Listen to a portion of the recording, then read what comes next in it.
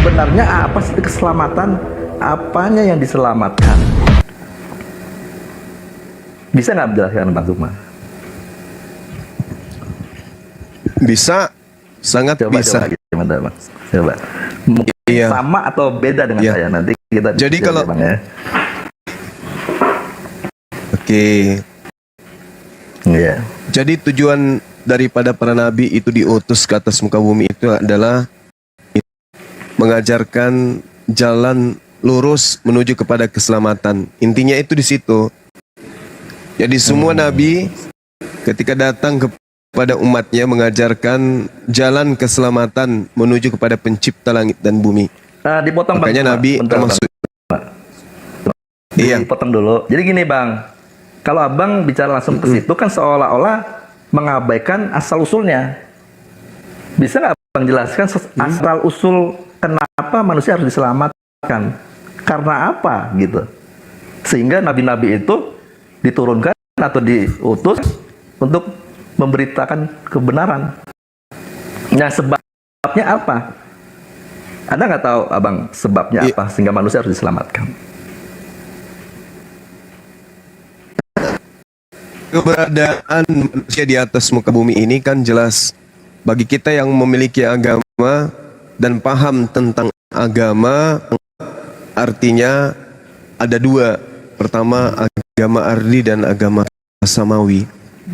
Manusia dicipta oleh Allah, baik itu menurut Al-Quran maupun di dalam kitabnya orang Yahudi, untuk mengisi bumi, menjadi pemimpin di atas muka bumi. Akan tetapi di atas muka bumi ini ada pengecoh-pengecoh yang disebut iblis yang senantiasa akan mengajak manusia kepada kehancuran. Akhir daripada kehidupan manusia ditentukan dari perilaku manusia ketika hidup di dunia. Surga, nerakanya tergantung terhadap perbuatan manusia. Dan ada yang disebut iblis yang kemudian mengajak manusia itu senantiasa untuk menuju kepada neraka, dan akal sehat manusia mengajak manusia itu sendiri untuk kembali kepada surga. Nah, jadi tujuan daripada kehidupan manusia adalah menjadi pemimpin di atas muka bumi. Al-Quran mengatakan itu, wa isqala rabbuka lil malaikati inni ja'ilun fil ardi khalifah. Kejadian 1 nomor 26, untuk menjadi pemimpin di atas muka bumi. Nah, tetapi di balik semua itu ada iblis yang akan mengajak manusia untuk sampai kepada neraka. Nah, inilah kemudian tujuan daripada para nabi datang, untuk mengajarkan manusia menghindarkan iblis itu dari manusia itu sendiri. Wala tattabi'u khutuwati syaitan. Ya. Sebelum nabi itu datang, keadaan manusia itu sebetulnya sudah tidak terselamatkan atau masih dalam perjalanan selamat atau tidak selamat, sehingga ada nabi gitu loh. Jadi kurang jelas nih saya, mundurnya dulu sebelum nabi datang gitu. Ya, kalau nabi datang berarti kan manusia dalam keadaan sudah udah rusak nih, harus diselamatkan gitu. Kalau dia nggak rusak ya buat nabi datang. Bukan begitu. Gitu. Itu konsep, itu doktrin itu. Kapan dia selamat dianggap sebagai Tuhan, itu doktrin. Keadaan yang sesungguhnya adalah manusia memang telah dirancang oleh Tuhan untuk bermusuhan dengan setan. Itu udah dirancang itu. Musuhmu adalah iblis. Makanya di dalam kitabnya orang Yahudi Kejadian 5 jelas sekali, aku akan membuat permusuhan antara keturunan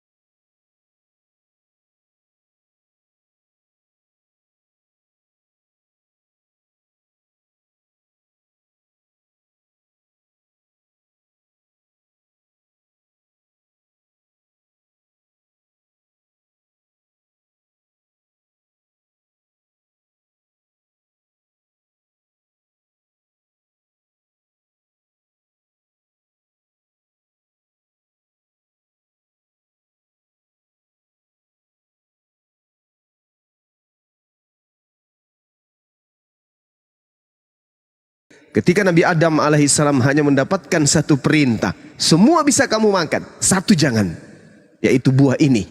Tapi dilanggar, maka kacau semuanya.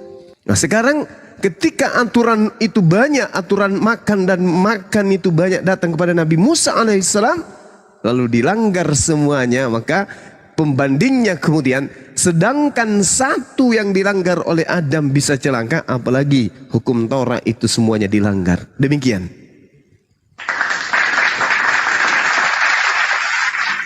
Ya Bang Juma, yang jelaskan Bang Juma itu, karena menurut pandangan saya ya, menurut pandangan pemahaman saya, itu sudah kejadian karena ada sebab yang telah terjadi.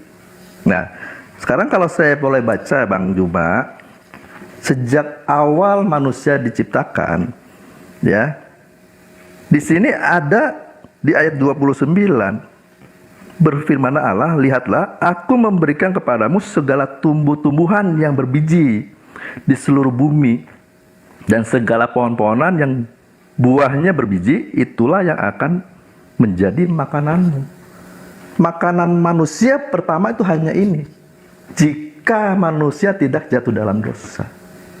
Tetapi karena Adam telah jatuh dalam dosa, maka semuanya boleh dimakan. Bahkan setelah kejadian Nuh, air bah, semua binatang merayap boleh kamu makan. Itu karena ada sebab. Sebabnya itu manusia pertama ini gagal mentaati perintah dari Tuhan Sang Pencipta itu.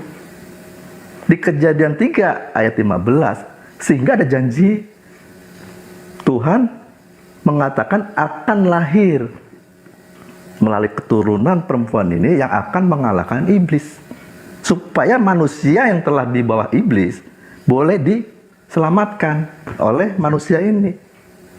Nah, itulah perjalanannya Yesus hadir sebagai penghubung, pengantar kepada Bapa. Karena apa? Sejak mula Tuhan itu menjadikan manusia menurut gambar dan rupanya, mulia, supaya mulia dan sempurna. Tetapi Adam karena dia tidak taat, kualitas pikiran perasaannya yang adalah gambar itu turun kualitasnya, dan semua keturunan Adam kualitasnya rendah, tidak sempurna.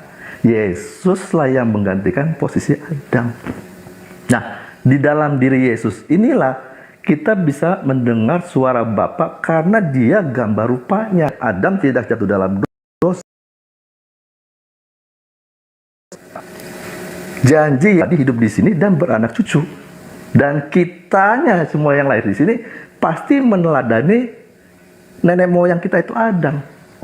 Turun temurun dia menjadi raja di atas segala raja di bumi ini dan abadi, berkuasa di bumi ini dan kekal hidup, tidak menjadi tua. Manusia tua ini akhirnya mati itu karena hukuman mati. Nah, keadaan seperti inilah yang diselamatkan oleh Tuhan sehingga dihadirkan Adam yang akhir. Adam yang akhir berhasil.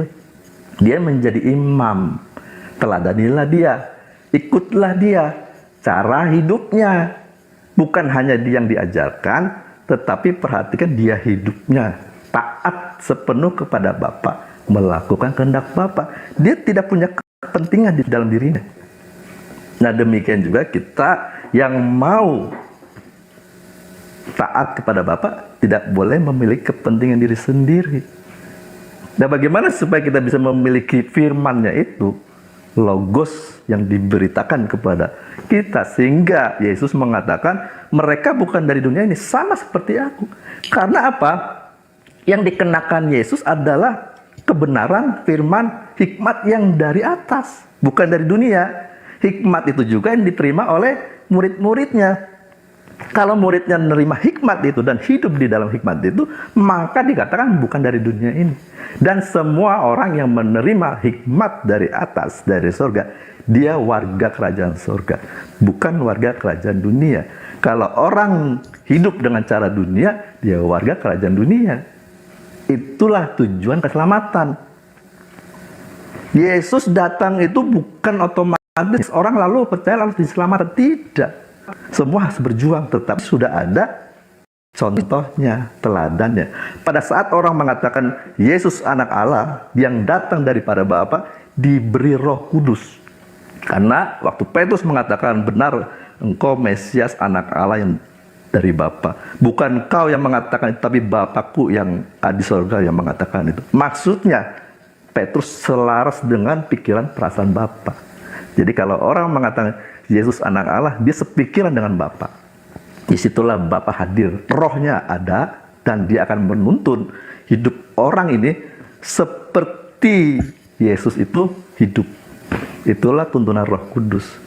Jadi Yesus juru selamat bukan dipercaya sekadar percaya, tetapi harus diteladani cara hidupnya. Itulah keselamatan yang ditawarkan di dalam Alkitab. Jadi kalau orang hanya bilang cukup percaya saja, pengertian cukup percaya dia harus berjuang. Karena Yesus mengatakan, ada muridnya berkata, Tuhan, sedikit sajakah orang yang diselamatkan? Yesus mengatakan, berjuanglah seperti masuk melalui pintu yang sesak itu. Karena banyak orang berusaha, tapi tidak akan mendapatkannya. Jadi selamat itu seperti masuk ke dalam pintu yang sesak. Karena apa? Yang harus dilepaskan itu adalah kedagingannya, nafsu duniawinya. Yang diajarkan di Bang Zuma benar, gak salah. Itu udah cukup bisa kalau dijalankan. Memang kita harus melepaskan hawa nafsu manusianya ini. Itu sudah benar, nggak salah. Untuk memiliki kasih. Jadi kalau orang yang bisa masuk melalui pintu yang sesak itu, dia sudah masuk di sana, dia sudah lepas dari cara hidup dunia, lepas dari keinginan-keinginan nafsu-nafsu dagingnya itu. Jadi nafsu, hawa nafsu, amarah, emosi atau kesombongan, semuanya ditanggalkan, semuanya disalibkan. Nah, itulah proses diselamatkan. Karena di dalam Ibrani 12, kalau saya baca seperti ini Bang Zuma, 12 ayat 5 ya, dimulai begini. Dan sudah lupakah kamu akan nasihat yang berbicara kepada kamu seperti kepada anak-anak, hai anakku, janganlah anggap enteng didikan Tuhan, dan janganlah putus asa apabila diperingatkannya, karena Tuhan menghajar orang yang dikasihinya, dan ia menyesah orang yang diakuinya sebagai anak. Jika kamu harus menanggung ganjaran, Tuhan memperlakukan kamu seperti anak. Di manakah terdapat anak yang tidak dihajar oleh ayahnya? Tetapi jikalau kamu bebas dari ganjaran yang harus diderita setiap orang, maka kamu bukanlah anak, tetapi anak-anak gampang. Selanjutnya, dari ayah kita yang sebenarnya kita beroleh ganjaran, dan mereka kita hormati. Kalau demikian, bukankah kita harus lebih taat kepada Bapa segala roh, supaya kita boleh hidup? Ayat 10, sebab mereka mendidik kita dalam waktu yang pendek, sesuai dengan apa yang mereka anggap baik. Itu ayah ibu kita di dunia ya. Tetapi dia, Tuhan, menghajar kita untuk kebaikan kita, supaya kita beroleh bagian dalam kekudusannya. Tujuan kita ini mengambil kekudusannya. Lanjut. Oke, thank you. Salah tempat Abang Zuki. Ini bukan gereja. Anda sedang berhadapan dengan yang lebih paham Bible dari orang Kristen. Yang saya kan di awal sudah mengatakan, Bang, pasti akan menjual manusia. Maria itu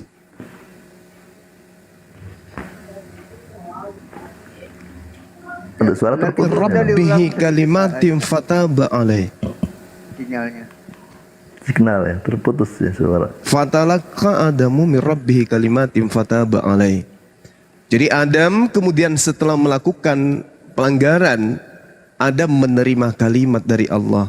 Lalu kemudian Adam bertaubat, taubatnya pun diterima. Dan itu juga di dalam kitabnya orang Yahudi, seperti yang saya terangkan di awal, di Kejadian 5, Adam beserta istrinya dan juga keturunannya itu adalah manusia-manusia yang diberkati oleh Tuhan.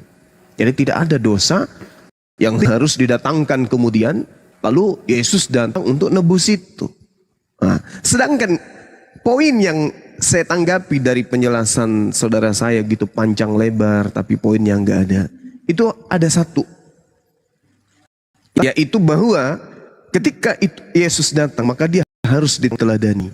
Barang siapa kemudian meneladani, bahwa dia akan menjadi. Satu hal yang menarik di sini, kita melihat di 4 nomor 4. Apa yang kemudian di sana?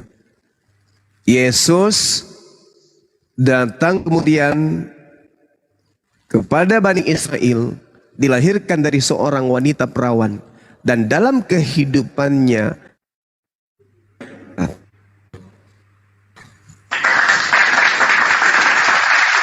bagaimana dengan Kristen? Ini dulu berbicara mengenai tauladan. Yesus harus ditauladani. Menurut Galatia 4, Yesus itu takluk, artinya tunduk, artinya taat. Berserah diri kepada aturan main Tuhan yang Tuhan datangkan melalui Nabi Musa alaihissalam yang kemudian sebagai hukum Torah. Benar saja, Galatia 4 nomor Yesus diberitakan kemudian bahwa Yesus datang hidup takluk di bawah hukum Taurat. Dengan Kristen, apakah Kristen saudara dan Yesus? Tidak. Dari pola kebersamaan berbeda, konsep ketuhanan berbeda, dari konsep kitab suci berbeda, dari konsep diutus Yesus berbeda, dari konsep tadinya berbeda. Apapun yang ada dalam kehidupan Kristen berbeda, berbanding terbalik dengan apa yang Yesus lakukan. Jadi apa yang diteladani? Tapi kalau dikatakan meneladani Paulus, ya itu betul. Kristen meneladani Paulus, tapi tidak akan pernah memberikan dirinya sebagai contoh yang jadi tolak ukur. Apa yang aku tidak dapat berbuat apa-apa, apa yang aku lakukan adalah apa yang diperintahkan. Gitu. Jadi apa yang dilakukan dan apa yang diperintahkan oleh Tuhan, itulah yang dilakukan oleh Yesus. Sementara Kristen berbeda. Apa yang dilakukan Kristen itu adalah hal yang tidak pernah dilakukan oleh Yesus. Contoh misalnya Kristen menyembah Yesus. Di mana Yesus pernah menyembah Yesus? Itu tidak pernah. Yesus ibadah hari Sabat. Di mana Kristen pernah beribadah sesuai dengan hari Sabat? Mereka bukan ke tempat sinagoge, tetapi ke tempat gereja, tempat penyembahan manusia bernama Yesus. Bagaimana dengan konsep kitab suci? Yesus tidak pernah membaca kitab Lukas, Markus, Matius, Yohanes, surah-surah Paulus, tidak pernah. Lalu yang diteladani ini yang mana? Yang mana yang ada pada diri Yesus yang diteladani oleh orang Kristen? Yang mananya? Konsep ketuhanannya. Yesus bertuhan, hakikat yang tak terlihat. Sedangkan Kristen bertuhan kepada ada satu tindakan atau prosesi dalam agama Kristen itu yang merujuk kepada tauladan yang Yesus tunjukkan. Yohanes 10 nomor 27. Aku mengenal pengikutku, pengikutku mengenal aku. Mereka mendengarkan aku dan mengikuti aku. Pada saat aku taat kepada hukum Taurat, maka pengikutku taat kepada hukum Taurat. Pada saat aku sujud dalam beribadah, maka pengikutku sujud. Pada saat aku berpuasa, pengikutku puasa. Pada saat aku sunat, pengikutku sunat. Pada saat aku tidak makan babi, pengikutku juga tidak makan babi. Berarti dengan kata lain, Kristen ini hanya penyamar-penyamar. Mereka hanya menjual nama Yesus, ngaku-ngaku meneladani Yesus, tapi tidak ada satupun contoh yang dilakukan oleh Yesus, dilakukan oleh Kristi. Demikian, silakan. Silakan Pak Suki. Selamat malam Bang Laskan. Ya, Iya. Iya Bang. Cuma ini kalau saya baca ya di Matius 22 kan begini Bang.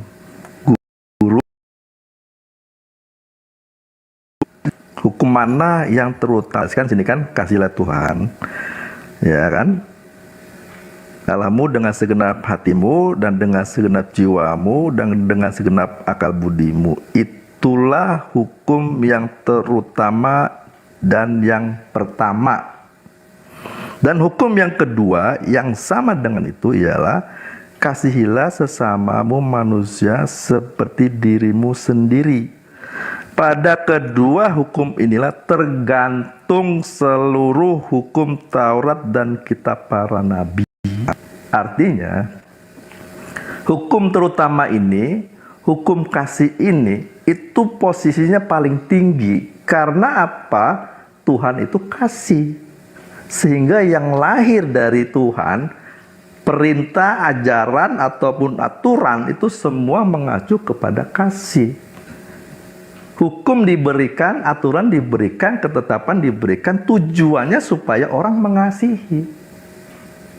Makanya disebut di sini bahwa pada kedua hukum inilah tergantung seluruh hukum Taurat dan kitab para nabi. Nah, sekarang saya baca kembali lagi, ulang ini tadi Bang Suma nggak ada, saya baca lagi di Yohanes 17 Bang ayat 3 yang selalu dibaca.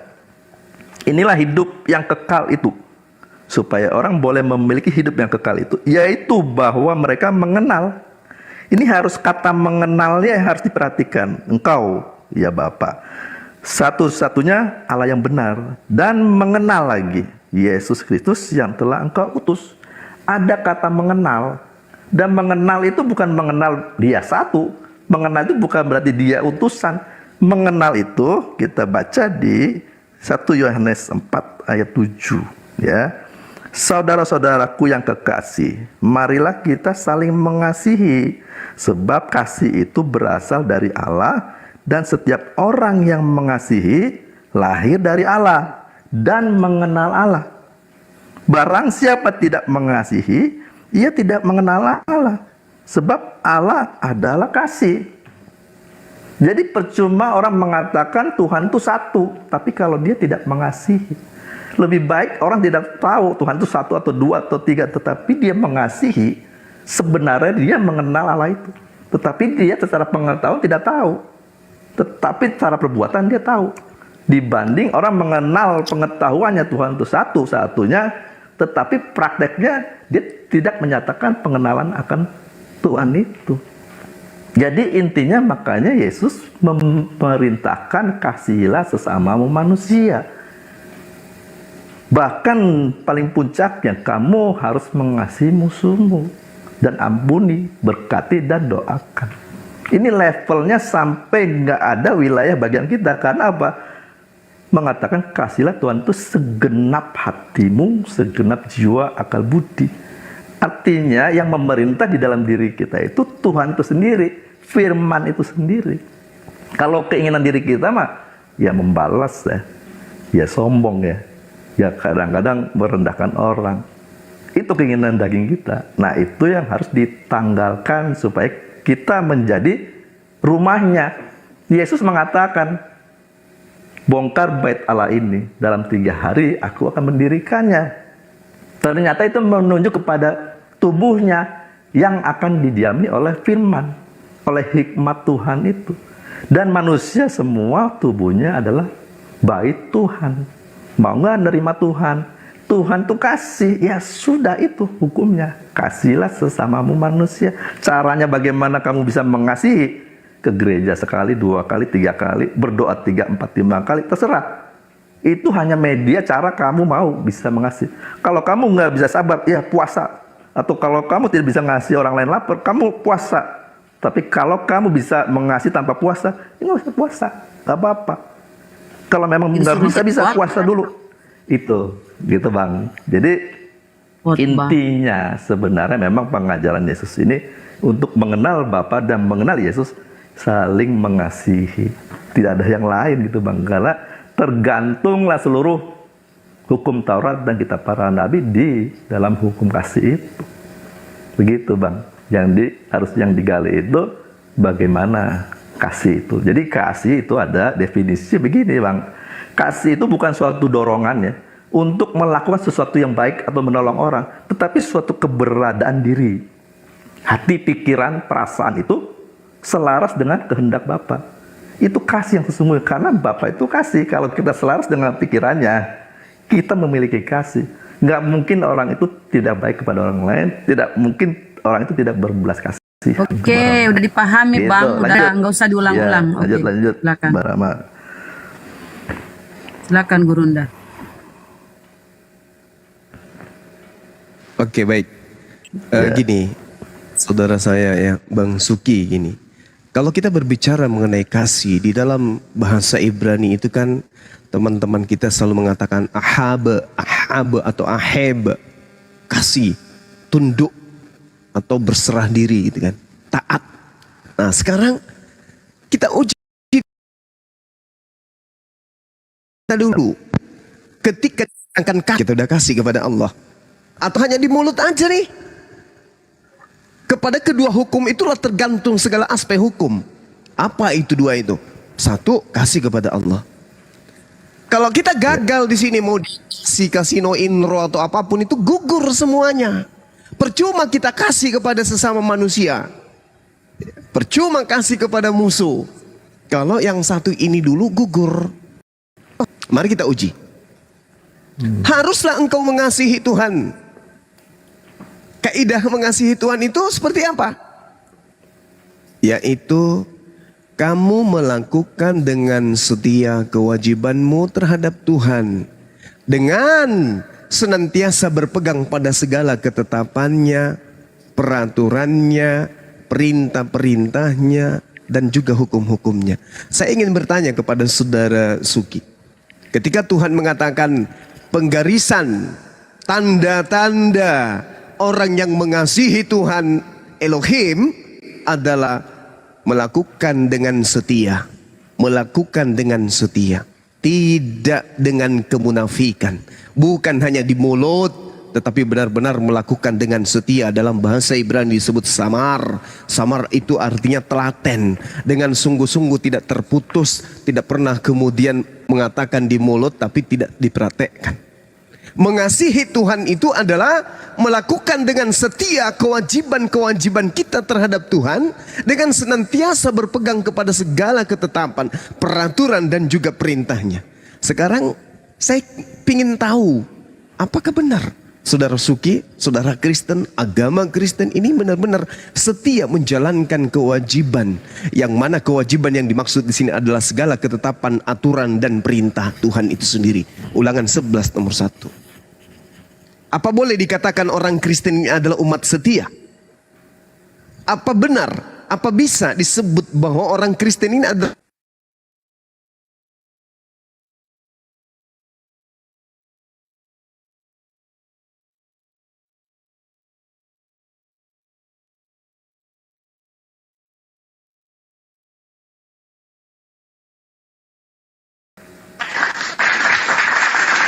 apa Kristen ini bisa dianggap sebagai umat yang kasih kepada Tuhan?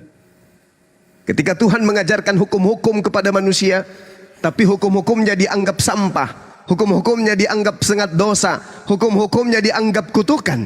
Lalu harus ada tumbal yang mati di atas tiang salib demi untuk membebaskan Kristen dari aturan-aturan Tuhan tersebut. Apakah ini disebut umat kasih kalau begitu? Sementara kedudukan kasih adalah ketaatan, ketetapan, setia di dalam menjalankan segala perintah-perintah Tuhan. Ingat ulangan 11 nomor 1. Kasih itu adalah kamu melakukan dengan setia kewajibanmu terhadap Tuhan dengan senantiasa berpegang pada segala ketetapannya, peraturannya dan perintah-perintahnya. Apakah Kristen lolos di sini? Apakah Kristen lolos di sini? Ketika perintahnya bersunat, apakah Kristen setia memegang kewajiban bersunat? Ini aja dulu. Kalau hal sepele kayak begini aja sudah dilanggar oleh Kristen. Jadi Kristen itu hanya, mohon maaf saya harus bilang, orang-orang Kristen itu hanya manis di mulut sebagai kasih, tapi kasih yang hoaks. Matius 5 nomor 19, karena itu siapa yang meniadakan salah satu perintah hukum Taurat, sekalipun yang paling kecil, dan mengajarkan kepada anaknya, istrinya, saudara-saudaranya, orang tuanya, dan seterusnya. Berarti dia tidak kasih kepada orang-orang. Jangankan orang lain, kepada keluarga intinya aja dia tidak kasih. Kenapa? Dia mengajarkan anak-anaknya, keturunannya untuk meninggalkan hukum Taurat. Sedangkan yang disebut kasih kepada Allah adalah menjalankan hukum Taurat dengan setia. Ulangan 11 nomor 1. Saya jadi kasihan nih sama Kristen kalau dia, kami ini umat kasih. Kasih apa? Kasih apa Kristen itu? Kasih kepada siapa? Kepada Paulus? Yes. Kepada Lukas? Yes. Kepada Markus? Yes. Kepada penulis kitabnya? Yes. Tetapi kepada Tuhan tidak. Orang Kristen itu adalah orang yang anti Tuhan, anti kepada pencipta langit dan bumi. Kenapa demikian? Karena orang Kristen diajarkan dengan matinya Yesus di atas tiang salib, maka Yesus telah membatalkan hukum Taurat dengan segala ketetapan yang ada di dalamnya. Orang Kristen adalah orang yang tidak pernah sedikit pun kasih kepada Tuhan. Tapi di mulut, yes, juara. Juara, paling juara Kristen itu. Tapi sedikit pun mereka tidak pernah kasih. Makanya mereka disebut kufur, kafir. Orang yang ingkar terhadap adanya Tuhan. Orang yang ingkar terhadap pencipta. Tapi orang yang kemudian beriman kepada ciptaan sebagai Tuhan. Sekali lagi saya katakan kepada saudara, sekali lagi, supaya kita tidak terlalu panjang lebar. Pertanyaan saya tolong dijawab. Ketika Tuhan mengatakan Ulangan 11 nomor 1, haruslah engkau mengasihi Tuhan Allahmu dan melakukan dengan setia kewajibanmu terhadap Allah dengan senantiasa berpegang pada segala ketetapan-ketetapannya, peraturan-peraturannya dan perintah-perintahnya. Pertanyaan saya, apakah agama Kristen adalah agama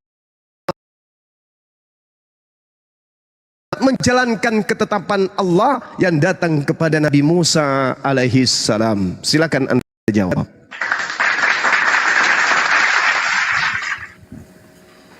Iya, mengasihi Tuhan dengan setia bagaimana? Ya. Jadi kalau tadi di Matius 22 mengatakan hukum yang terutama adalah kasih. Artinya seseorang bisa melaksanakan perintah, ketetapan, aturan itu jika orang memiliki kasih. Tanpa kasih dia tidak sanggup melakukannya. Sebagaimana orang Yahudi Pertanyaan saya, Bang. diberikan. Bang Sugi, pertanyaan saya, apakah Kristen ini adalah agama yang berpegang kepada ketetapan, peraturan, perintah Tuhan yang datang kepada Nabi Musa?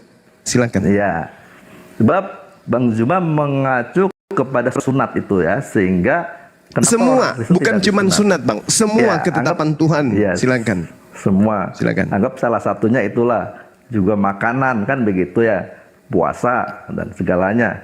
Nah, sebenarnya bangsa Yahudi diberi aturan ini karena apa? Bangsa Yahudi itu sekian ratus tahun di dalam perbudakan. Bangsa yang barbar. Minta Kristen diterangin, bukan Yahudi, Kristen. Iya, kan perjalanannya dari sana. Jadi dari bangsa Yahudi, nah sehingga dia diberi hukum. Nah, hukum ini sebenarnya mengantar bangsa Yahudi sampai lahir tuh yang dijanjikan itu, yaitu Mesias. Setelah Mesias dikorbankan, itu sebagai lambang orang yang kalau berdosa, bersalah, bawa kambing, domba yang tidak bercacat. Dialah manusia yang tidak bercacat. Waktu Barabas diturunkan, itulah kita dibebaskan dari salib, hukuman Yesus yang menggantikannya. Nah, kalau seperti ini, betapa kita harus berterima kasih kepada Yesus. Dan dialah pengantara itu, imam besar itu.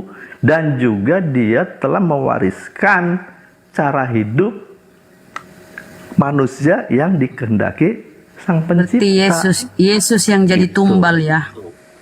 Enggak, pertanyaan Iya, saya enggak ke situ, enggak ada korelasinya dengan itu, Bang. Pertanyaan saya, apakah Kristen ini adalah manusia yang taat kepada ketetapan, hukum-hukum dan perintah Tuhan yang datang kepada Nabi Musa alaihissalam? Ya, karena Bang Juma melihat di dalam aturan perintah ketetapannya ini yang bersifat jasmani. Memang di dalam kekristenan hal yang ini tidak ada. Yang Mau nggak dilanggar melihat, adalah Bang Juma. kan Bang begitu Juma nggak melihat, tapi Bang Juma Ibaratnya nanya. dilanggar karena apa? Ya, sunat itu kan sebagai tanda umat Tuhan. Nah, bangsa Yahudi untuk membedakan Kamu dengan bangsa lain taat? dari Apa kamu taat kulupnya atau tidak? dipotong. Nah, Gitu, biarin Budara. Bukan ke situ pertanyaannya. di dalam Iya, kekristenan. pertanyaan saya Bang, ini Iya. kita berbicara mengenai kasih. Kasih itu adalah taat kepada perintah, ketetapan, dan hukum-hukum Tuhan. Pertanyaan saya, apakah Kristen lolos di situ? Itu dulu, kalau lolos taat kepada perintah Tuhan, berarti agama Kristen ini agama kasih, Pak.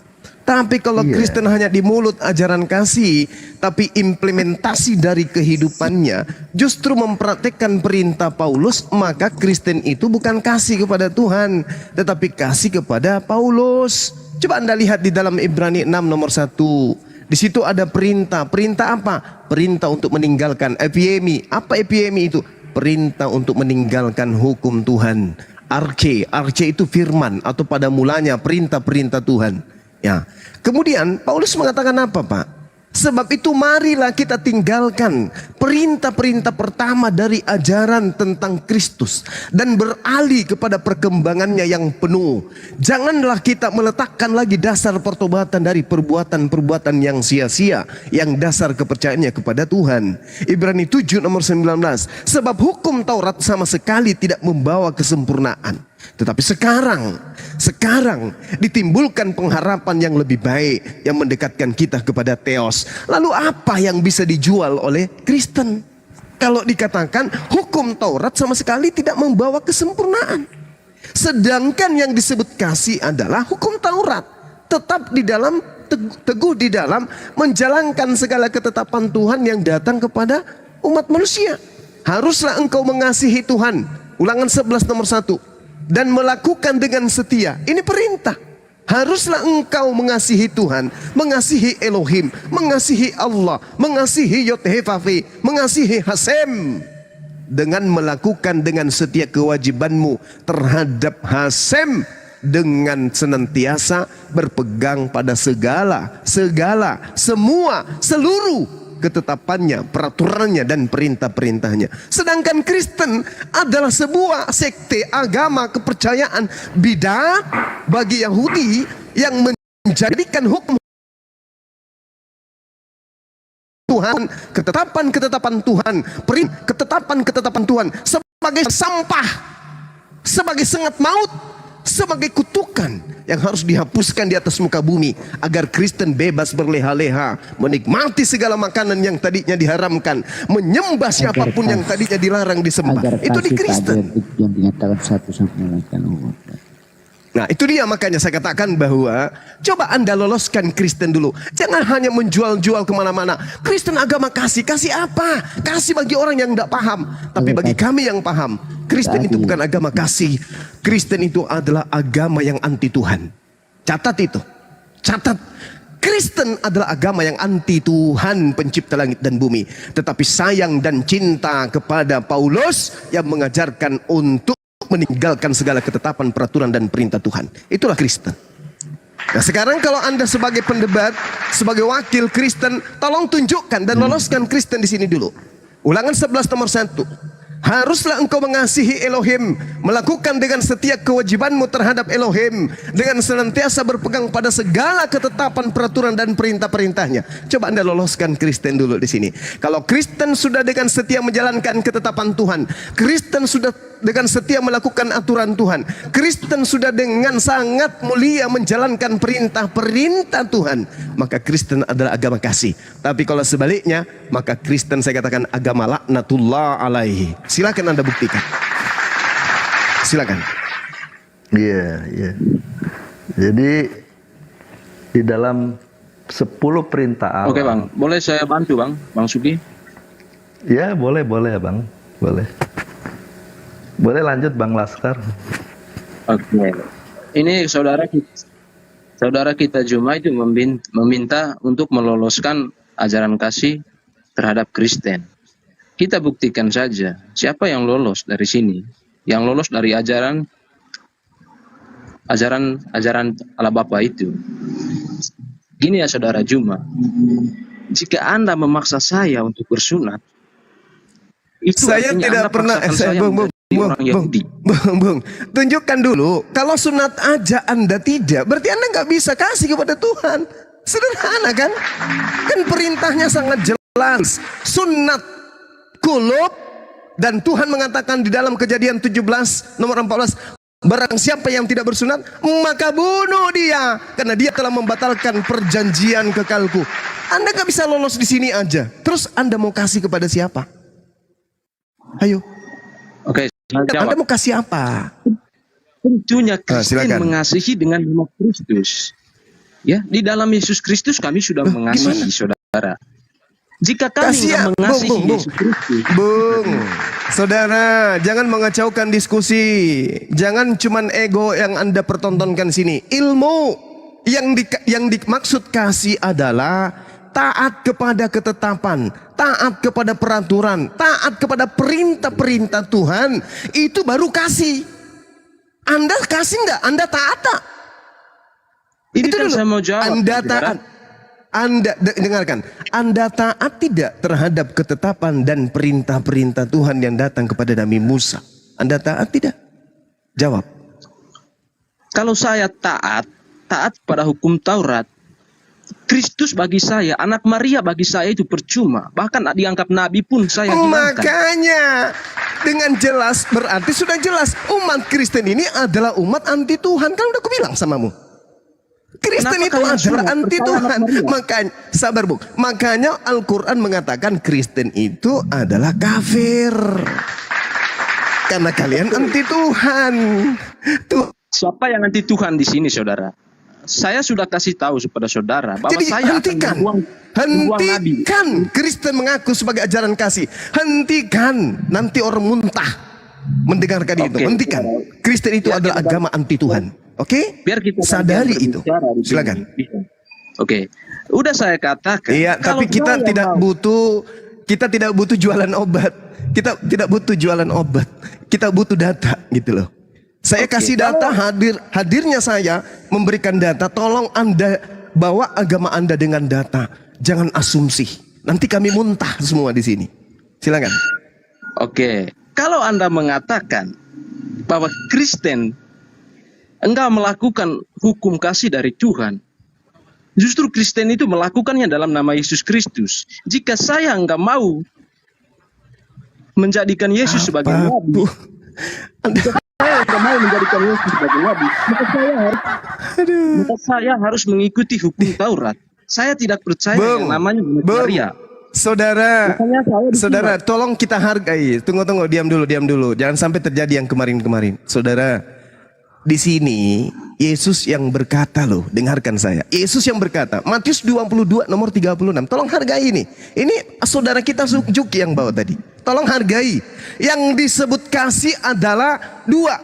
Kasih kepada Tuhan Allah, bukan kasih kepada Yesus. Kasih kepada Allah dengan segenap hatimu dan dengan segenap jiwamu.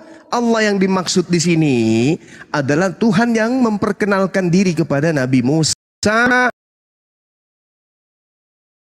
kepada Abraham, tetapi yang datang kepada Nabi Musa. Jadi kasih kepada Allah maksudnya perintah-perintah Allah yang datang kepada Nabi Musa. Itu yang masuk implementasi kasih, bukan beriman kepada anak Maria sebagai Tuhan. Tolong dong, saya katakan sekali lagi, jelas perkataan saya dan tidak ada keraguan pada diri saya untuk mengatakan Kristen adalah agama anti Allah. Kristen adalah agama anti Tuhannya Nabi Musa alaihissalam. Oke, dengan catatan saya bisa kemudian mengurai Ulangan 11 nomor 1, kasih kepada Tuhannya Abraham, Ishak dan Yakub itu adalah menjalankan kewajiban sebagai hamba dengan berpegang kepada segala ketetapannya, peraturannya dan perintah-perintahnya. Ini Anda loloskan dulu diri Anda di sini. Apakah Anda sudah melakukan segala ketetapan Allah, peraturan Allah, dan perintah-perintah Allah. Kalau Anda sudah melakukan itu, berarti Anda lolos di kasih yang pertama. Kalau kasih pertama ini aja Anda tidak bisa lolos, jangan bermimpi Anda bisa lolos ke kasih yang kedua. Silakan.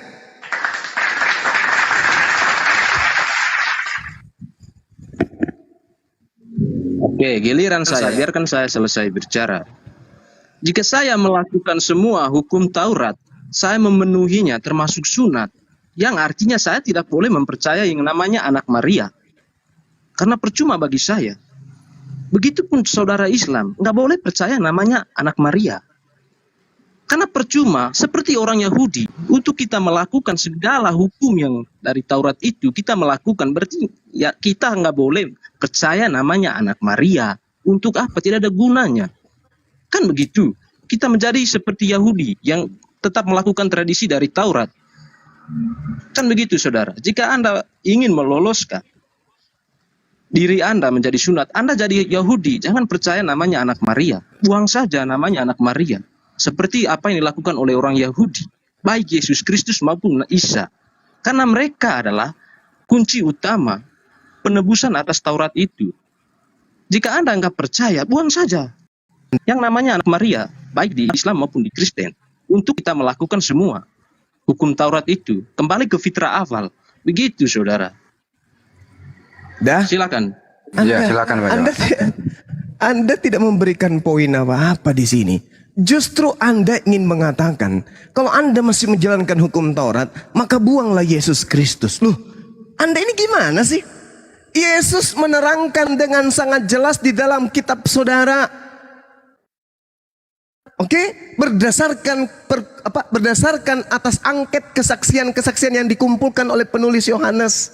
Apa yang dikatakan kemudian? Yesus berkata kepada orang-orang yang tidak mengenal hukum Taurat, sebagai apa? Manusia terkutuk. Yohanes 7 nomor 37. Orang yang tidak menjalankan, orang yang tidak mengenal, orang yang tidak melakukan hukum Taurat yang banyak ini, terkutuklah mereka. Ini kitab saudara loh. Yesus mengatakan orang yang banyak ini yang tidak mengenal hukum Taurat, terkutuklah mereka. Bagaimana dengan Kristen? Kristen ini anti Taurat. Lalu dengan demikian Kristen ini sama dengan orang yang terkutuk. Kembali kepada kasih tadi. Kembali kepada kasih. Jangan kita ngadi-ngadi gitu loh. Ini dalil dalam kitabnya orang Yahudi. Kenapa sudah 2000 tahun Kristen selalu teriak, kami ini Yahudi rohani, kami ini adalah jemaat mula-mula yang didirikan oleh Yesus, kami ini adalah pelanjut Yahudi, kami ini. Tapi apakah Yahudi menganggap kalian? Tidak. Malah diludahin. Apa pokoknya ini? Ku buka rahasianya sekarang. Ku ajarin kalian sekarang supaya kalian itu sadar, kalian itu anti Tuhan. Kalian itu anti terhadap pencipta langit dan bumi. Kalian itu tidak pernah menyembah kepada pencipta kalian. Tak pernah. Yang kalian sembah adalah ciptaannya. Makanya saya katakan, mulut Anda boleh berbusa, Kristen ajaran kasih, tapi hoaks. Kenapa saya katakan hoaks? Karena kasih itu adalah implementasinya harus terbukti dengan perbuatan, dengan tindakan. Apa itu? Memperlihatkan diri sebagai orang yang taat kepada Torah atau praktisi Torah. Hiduplah dengan berpegang dengan setia terhadap kewajibanmu, yaitu melakukan dan berpegang terhadap segala ketetapannya, peraturannya, dan perintahnya. Kristen bisa lolos nggak di sini? Nggak bisa.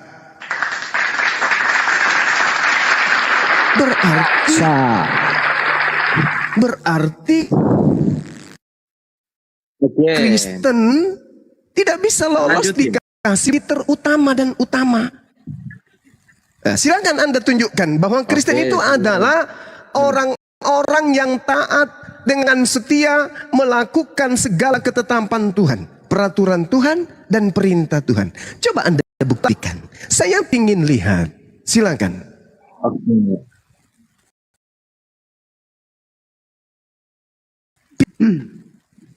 Mengikuti Kristus udah menebus hukum-hukum Taurat itu. Tapi yang lebih kacau lagi, yang lebih berantakan, yang konsep hierarki ketuhanannya itu paling amburadul sebatas spekulasi adalah Islam. Di mana mereka percaya Isa tapi melakukan hukum Taurat. Belajar Jadi firman di menurut- mana, Bung? Jadi menurut Melakukan saudara, praktisi Taurat tapi percaya jadi menurut saudara, dengar. Jadi menurut saudara, ketetapan peraturan dan perintah-perintah Tuhan itu hoaks. Yang benar adalah menyembah Yesus gitu. Dari mana ilmunya? Siapa ngajarin? Siapa yang ngajarin? Kalau perintah Tuhannya sunatkanlah dirimu. Nih, nonot yang harus diputus, dipotong kulitnya. Nonot yang harus diputuskan kulitnya.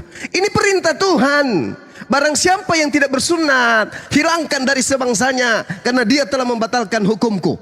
Ini perintah Tuhan. Untuk kasih kepada Tuhan, maka implementasinya, sekali lagi saya katakan, pembuktiannya di dalam kehidupan kita. Nonot yang berhelm ini harus lepas helm, baru dikatakan mentaati peraturan dan perintah. Sekarang perintah yang ini aja Kristen lolos kagak? Kagak. Lalu Kristen mau disebut sebagai agama kasih? Tidak, hanya orang gila yang mengatakan itu. Hanya orang gila. Berdasarkan Ulangan 11 nomor 1. Ini baru satu dalil. Saya ada seratusan dalil yang menyatakan bahwa hukum Taurat itu dijadikan sebagai satu tindakan dalam kehidupan, baru bisa disebut kasih kepada Tuhan.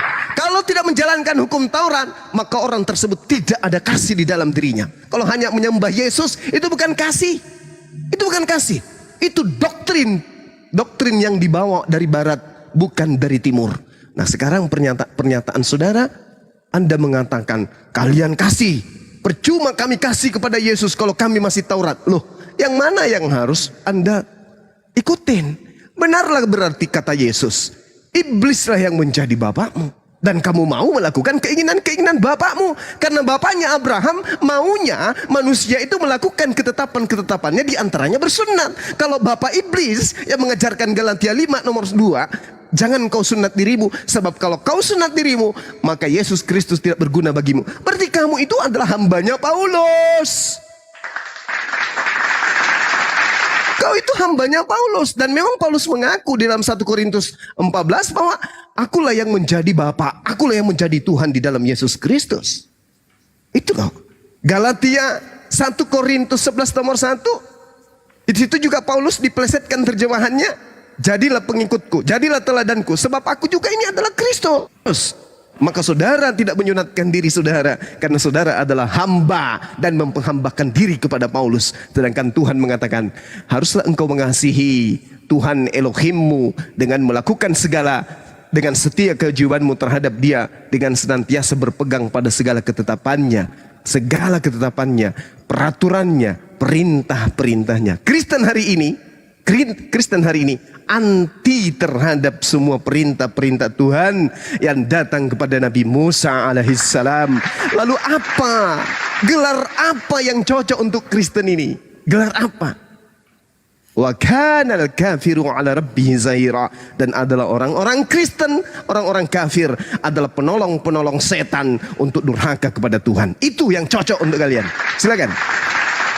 Ya, dari saya Bang. Bentar dulu Bang Suki, izin dulu Bang Suki, izin dulu. Tolong bantah saya dengan ilmu. Jangan cuma cuap-cuap. Silakan. Ya, Silakan. izin dulu host. Kalau ada Bang Billy katanya mau naik. Ya, terusin. Monggo. Boleh naik gak? Bang Juma. Silakan. Saya tambahkan Satu-satu. ya. Baru. Pak Suki dengan Pak Laskar Surgawi, saya Ya, tambahkan. saya udah jam 00 nih. Iya, Tapi boleh baik. nggak? Saya tambahkan dulu Pak Suki. Ya. Saya izinkan Pak Suki dan Pak Sergi tambahkan ya. Dalam Amsal 6 ayat 16 sampai 19.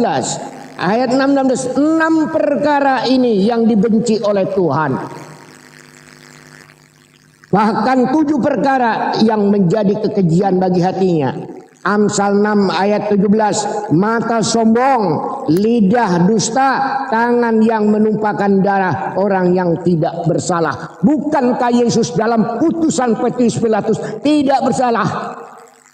Tidak layak dihukum mati, tapi ditumpahkan darah. Bergeseran korban dari hewan menjadi manusia.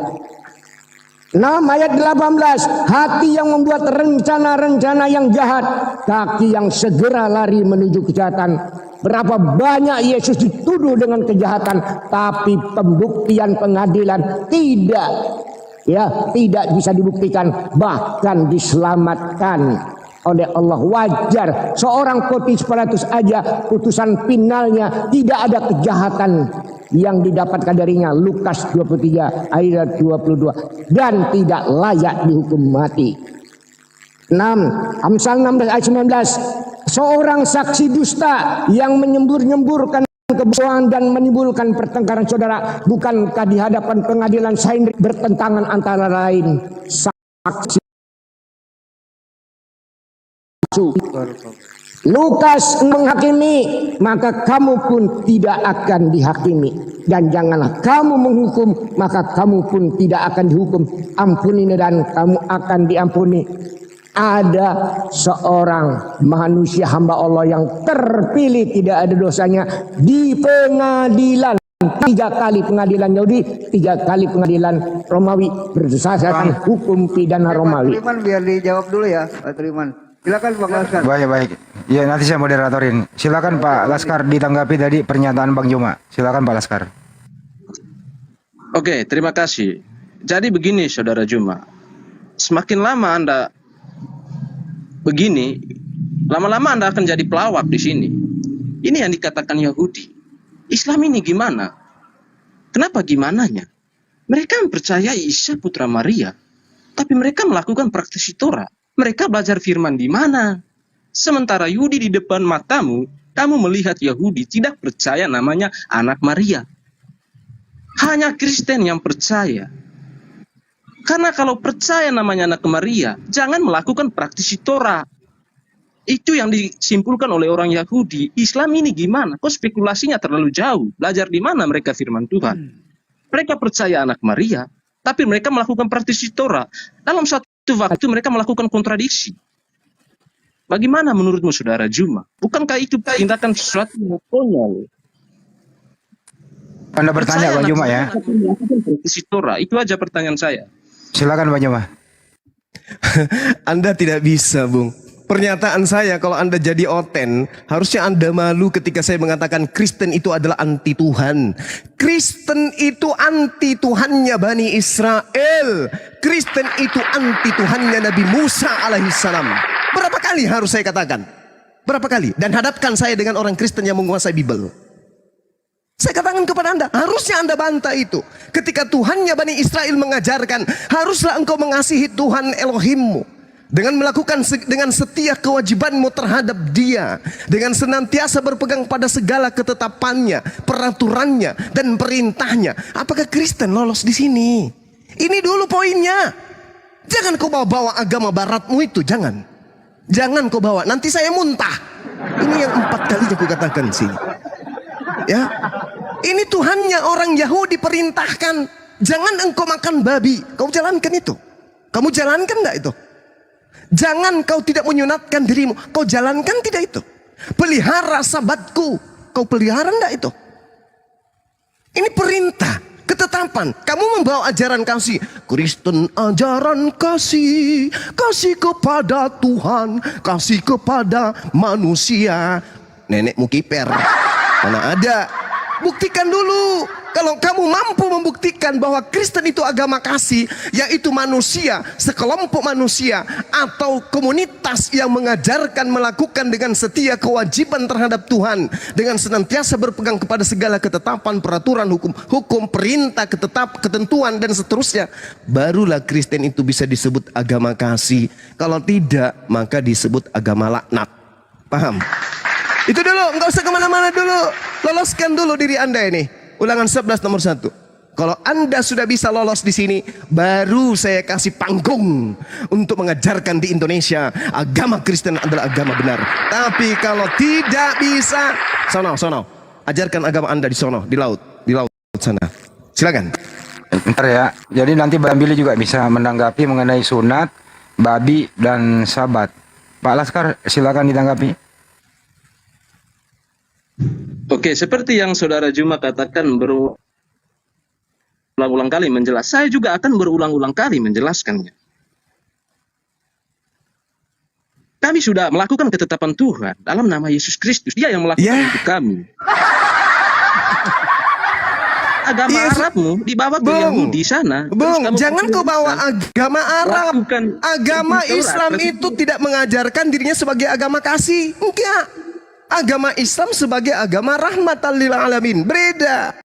Dan kami Islam tidak mengambil kitabnya Yahudi dalam bentuk terjemahan lalu kami tempel di Al-Quran. Kagak. Dan kami tidak pernah mengaku bahwa kami adalah Israel rohani. Tidak. Israel adalah Israel. Mereka berasal dari Bani Nabi Ishak alaihissalam. Kami pengajarannya dari Nabi Ismail alaihissalam. Kristen dari siapa?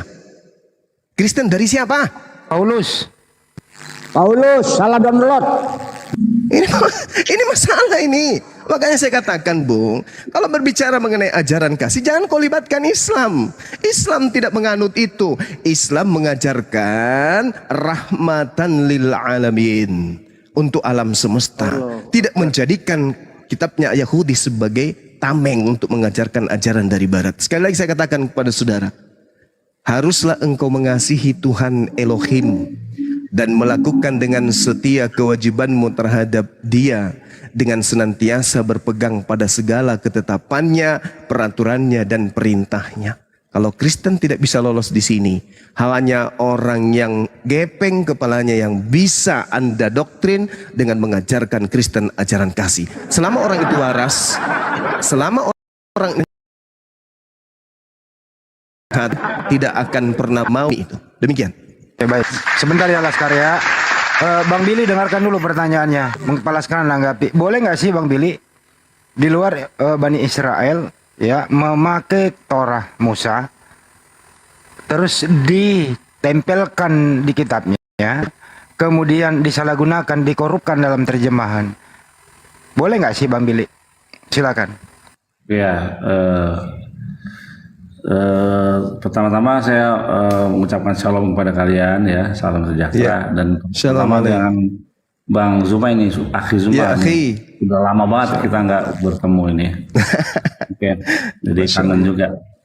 Jadi sejatinya Torah itu tidak boleh dikorupsi atau diambil, diimani, tapi teksnya dirubah. Nah, sekali lagi saya katakan dalam dunia debat ini, kedekatan umat terhadap Tuhannya lewat kitab suci itu lewat bahasa di mana kitab itu ditulis dalam bahasa aslinya. Maka keintiman hubungan yang dekat antara pencipta langit dan bumi dengan umatnya itu akan lebih intim, lebih dekat. Nah, lihat, mulai dari kitab Kejadian ya, orang Kristen sudah mengkorupsi itu. Di mana hari penciptaan ya, Kejadian 1 ayat 2 dikatakan Veru Elohim merakefet alpini hamaim. Mereka rubah arti yang sesungguhnya yang berbunyi maka angin yang daripada Tuhan, angin ciptanya Tuhan menyapu permukaan air.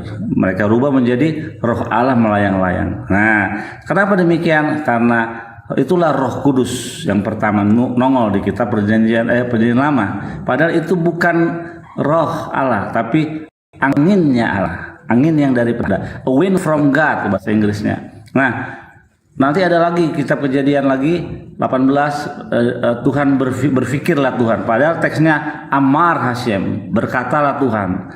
Nanti ada lagi di kitab di kitab Yesaya ya, yang dikorup, diganti lagi teksnya kata Asir, di dalam matinya ia bersama para penjahat-penjahat. Itu untuk menggenapi penyalipan Yesus, bahwa Yesus itu disalib bersama para penjahat-penjahat. Padahal teks yang berbunyi dalam bahasa Ibrani Asir, yaitu bersama orang-orang kaya.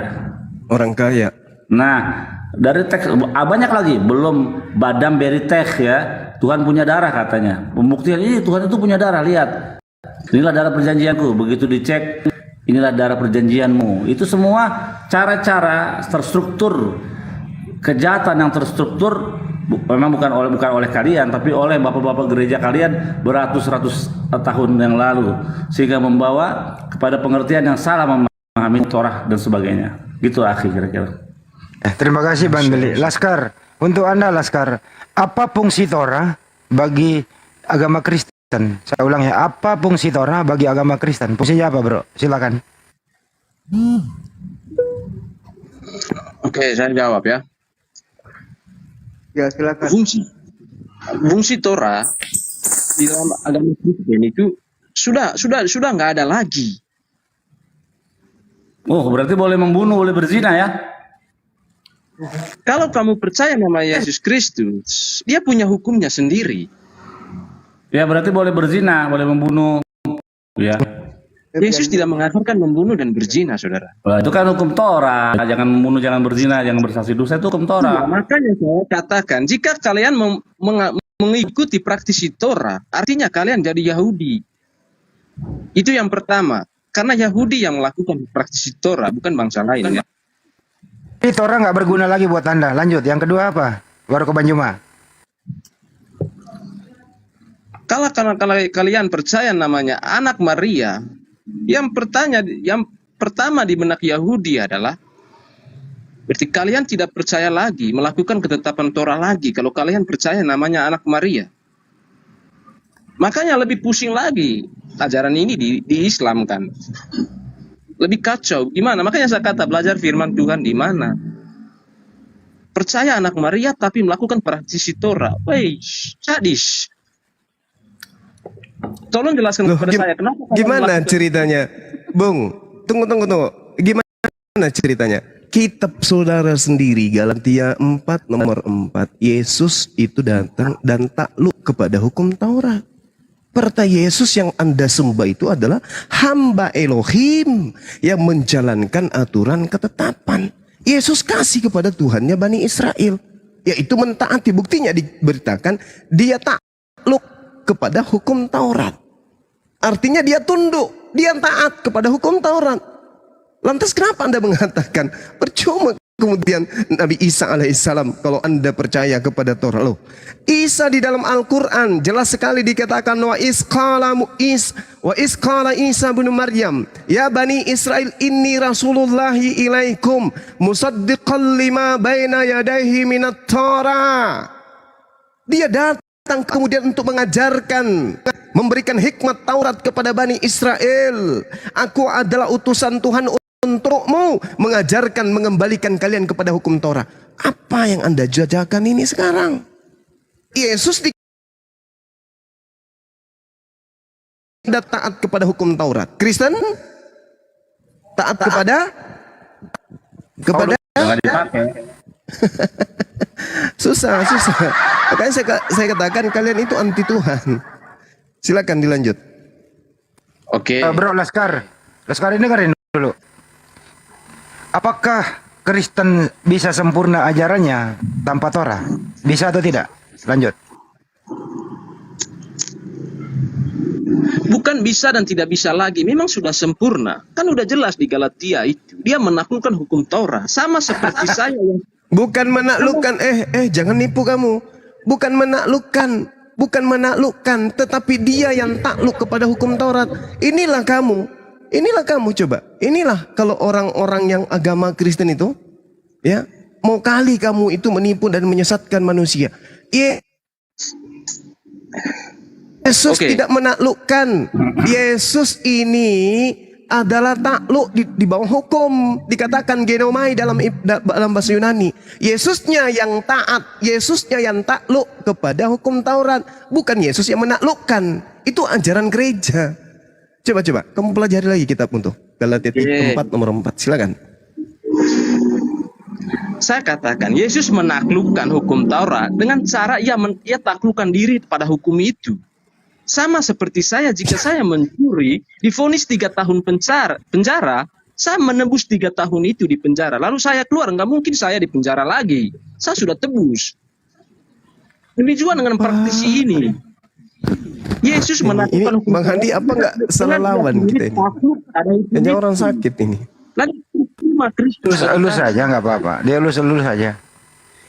Jadi Bagi maksud Yahudi, saudara, Anda menghapuskan aturan-aturan hukum-hukum di Indonesia ini dengan cara Anda memasukkan diri Anda ke penjara gitu. Dengan Anda masuk ke penjara maka hukum-hukum yang ada di Indonesia ini batal semua gitu. Ini kepala gepeng juga Bukan saudara hukum, ini. saudara. Ini hukum yang terjadi pada saya. Saya divonis 3 tahun penjara misalnya. karena saya Gini aja, biar nggak panjang, gitu loh ya. Menurut Anda, Saudara, makanya Taurat gini, itu, saudara. dengerin, moderator ambil alih. Menurut Anda, Taurat itu milik Kristen atau milik Yahudi? Silakan. Torah itu milik Yahudi, saudara. Jadi bukan punya milik Kristen ya? Yahudi. Oke, cukup. Oke, kalau Anda sudah mengakui, dengar, kalau saudara sudah mengakui bahwa Taurat itu milik orang Yahudi, Bani Israel dalam hal ini, lalu untuk apa Yesus mati di atas tiang salib? Untuk Barat, untuk Kristen, untuk apa? Efesus 2 nomor 15, untuk itulah Yesus mati di atas tiang salib, untuk membatalkan Taurat beserta segala perintah yang ada di dalamnya. Untuk apa? Untuk siapa itu? Untuk siapa Yesus membatalkan hukum Taurat itu? Kenapa Kristen yang tepuk tangan? Kenapa Kristen yang mengheboh? Kalau ternyata hukum Taurat itu untuk Yahudi, maka sejatinya Yesus membatalkan untuk Yahudi, bukan untuk kalian yang bukan Bani Israel. Sadar nggak sampai sana? Sampai nggak poin itu ke situ? Coba. Hukum Taurat untuk Yahudi, Yesus mati untuk Kristen. Nggak nyambung. Mana ceritanya tuh? Lagi pula korban yang di penebusan Yang lain dosa, diam dulu, ini yang- Bang. Seharusnya saya menjawab seperti apa yang kamu narasikan. Ini pemilik Taurat juga, Bang Billy ini, Bro. Ya lu dulu deh, baru Bang Billy deh. Seharusnya Coba. Yang kamu narasikan itu adalah jawaban saya tadi. Ya untuk itulah. Makanya Yahudi mengatakan nggak usah percaya anak Maria. Sebab untuk itu. Berarti praktisi Torah itu nggak ada kalau kita percaya namanya anak Maria. Lalu Islam gimana? Maksudnya apa? Ya, dengarkan saya. Matius 8 nomor 4. Dengarkan. Matius 8 nomor 4. Dengarkan saya, Bung. Dengarkan saya. Yesus itu ketika datang dia mengaku menjalankan hukum Taurat. Paulus mengaku Yesus takluk berarti tunduk kepada hukum Taurat. Hukum Tauratnya mengatakan, katakan kepada Bani Israel, jika mereka ingin melakukan persembahan kepada Elohim, perintahkan kepada mereka untuk melakukan persembahan dari hewan ternak, kambing, domba, sapi, lembu. Dan Yesus mengatakan dalam Matius 8 nomor 4, pergilah kamu perlihatkan dirimu kepada imam-imam, lakukan perintah yang diperintahkan, lakukan korban yang diperintahkan Nabi Musa. Berarti Yesus mengajarkan korban apa? Korban yang diperintahkan Nabi Musa. Apa itu? Apa itu? Manusia atau hewan? Hewan. Hewan. Hewan. Yesus mengajarkan hewan. Hewan. Kamu tahu hewan? Itu yang disebut bembe, kambing, sapi, domba. Itu bilang hewan. Bukan anak Maria kau bilang hewan. Makanya di dalam kitabmu Yohanes 1 nomor 29, lihatlah Yesus, dialah adalah anak domba, dalam kurung anak hewan. Kamu menganggap anak Maria itu sebagai binatang demi untuk memuaskan syahwat Romawi dan Yunani, dan kamu aminkan. Kan lucu. Kitabnya Yesus mengajarkan mempersembahkan korban hewan. Kitabmu mempersembahkan manusia. Itu korban dewa Molok, paman. Sudah kau dalami dulu kitabmu. Saya katakan, camkan di kuping saudara baik-baik, anti terhadap Tuhannya Bani Israel. Demikian. Silakan Laskar atau ke Bang Billy dulu. Bu Darni bentar ya. Bang Billy, kenapa Anda biarkan kitab Anda diacak-acak? Silakan. Ya, tidak dibiarkan. Ini berada dari beberapa hari ini ya. Karena udah nggak sibuk lagi, jadi saya mulai main TikTok. Tidak dibiarkan. Justru dari dulu, dari zaman kita masih di debat dipakai chat itu, pakai voice note di WhatsApp, kita sudah melakukan hal ini, counter missionary, untuk mengencounter orang Kristen, menyebarkan agama Kristen supaya orang menerima manusia, Tuhan menjadi manusia, manusia menjadi Tuhan gitu. Jadi udah di on counter. Semua nubuatan yang diklaim oleh Perjanjian Baru terhadap kitab kami itu sudah patah. Sekarang semua orang-orang, teman-teman Islam baik yang tidak berpengetahuan, pengetahuannya masih kurang dalam soal apologet, sekarang sudah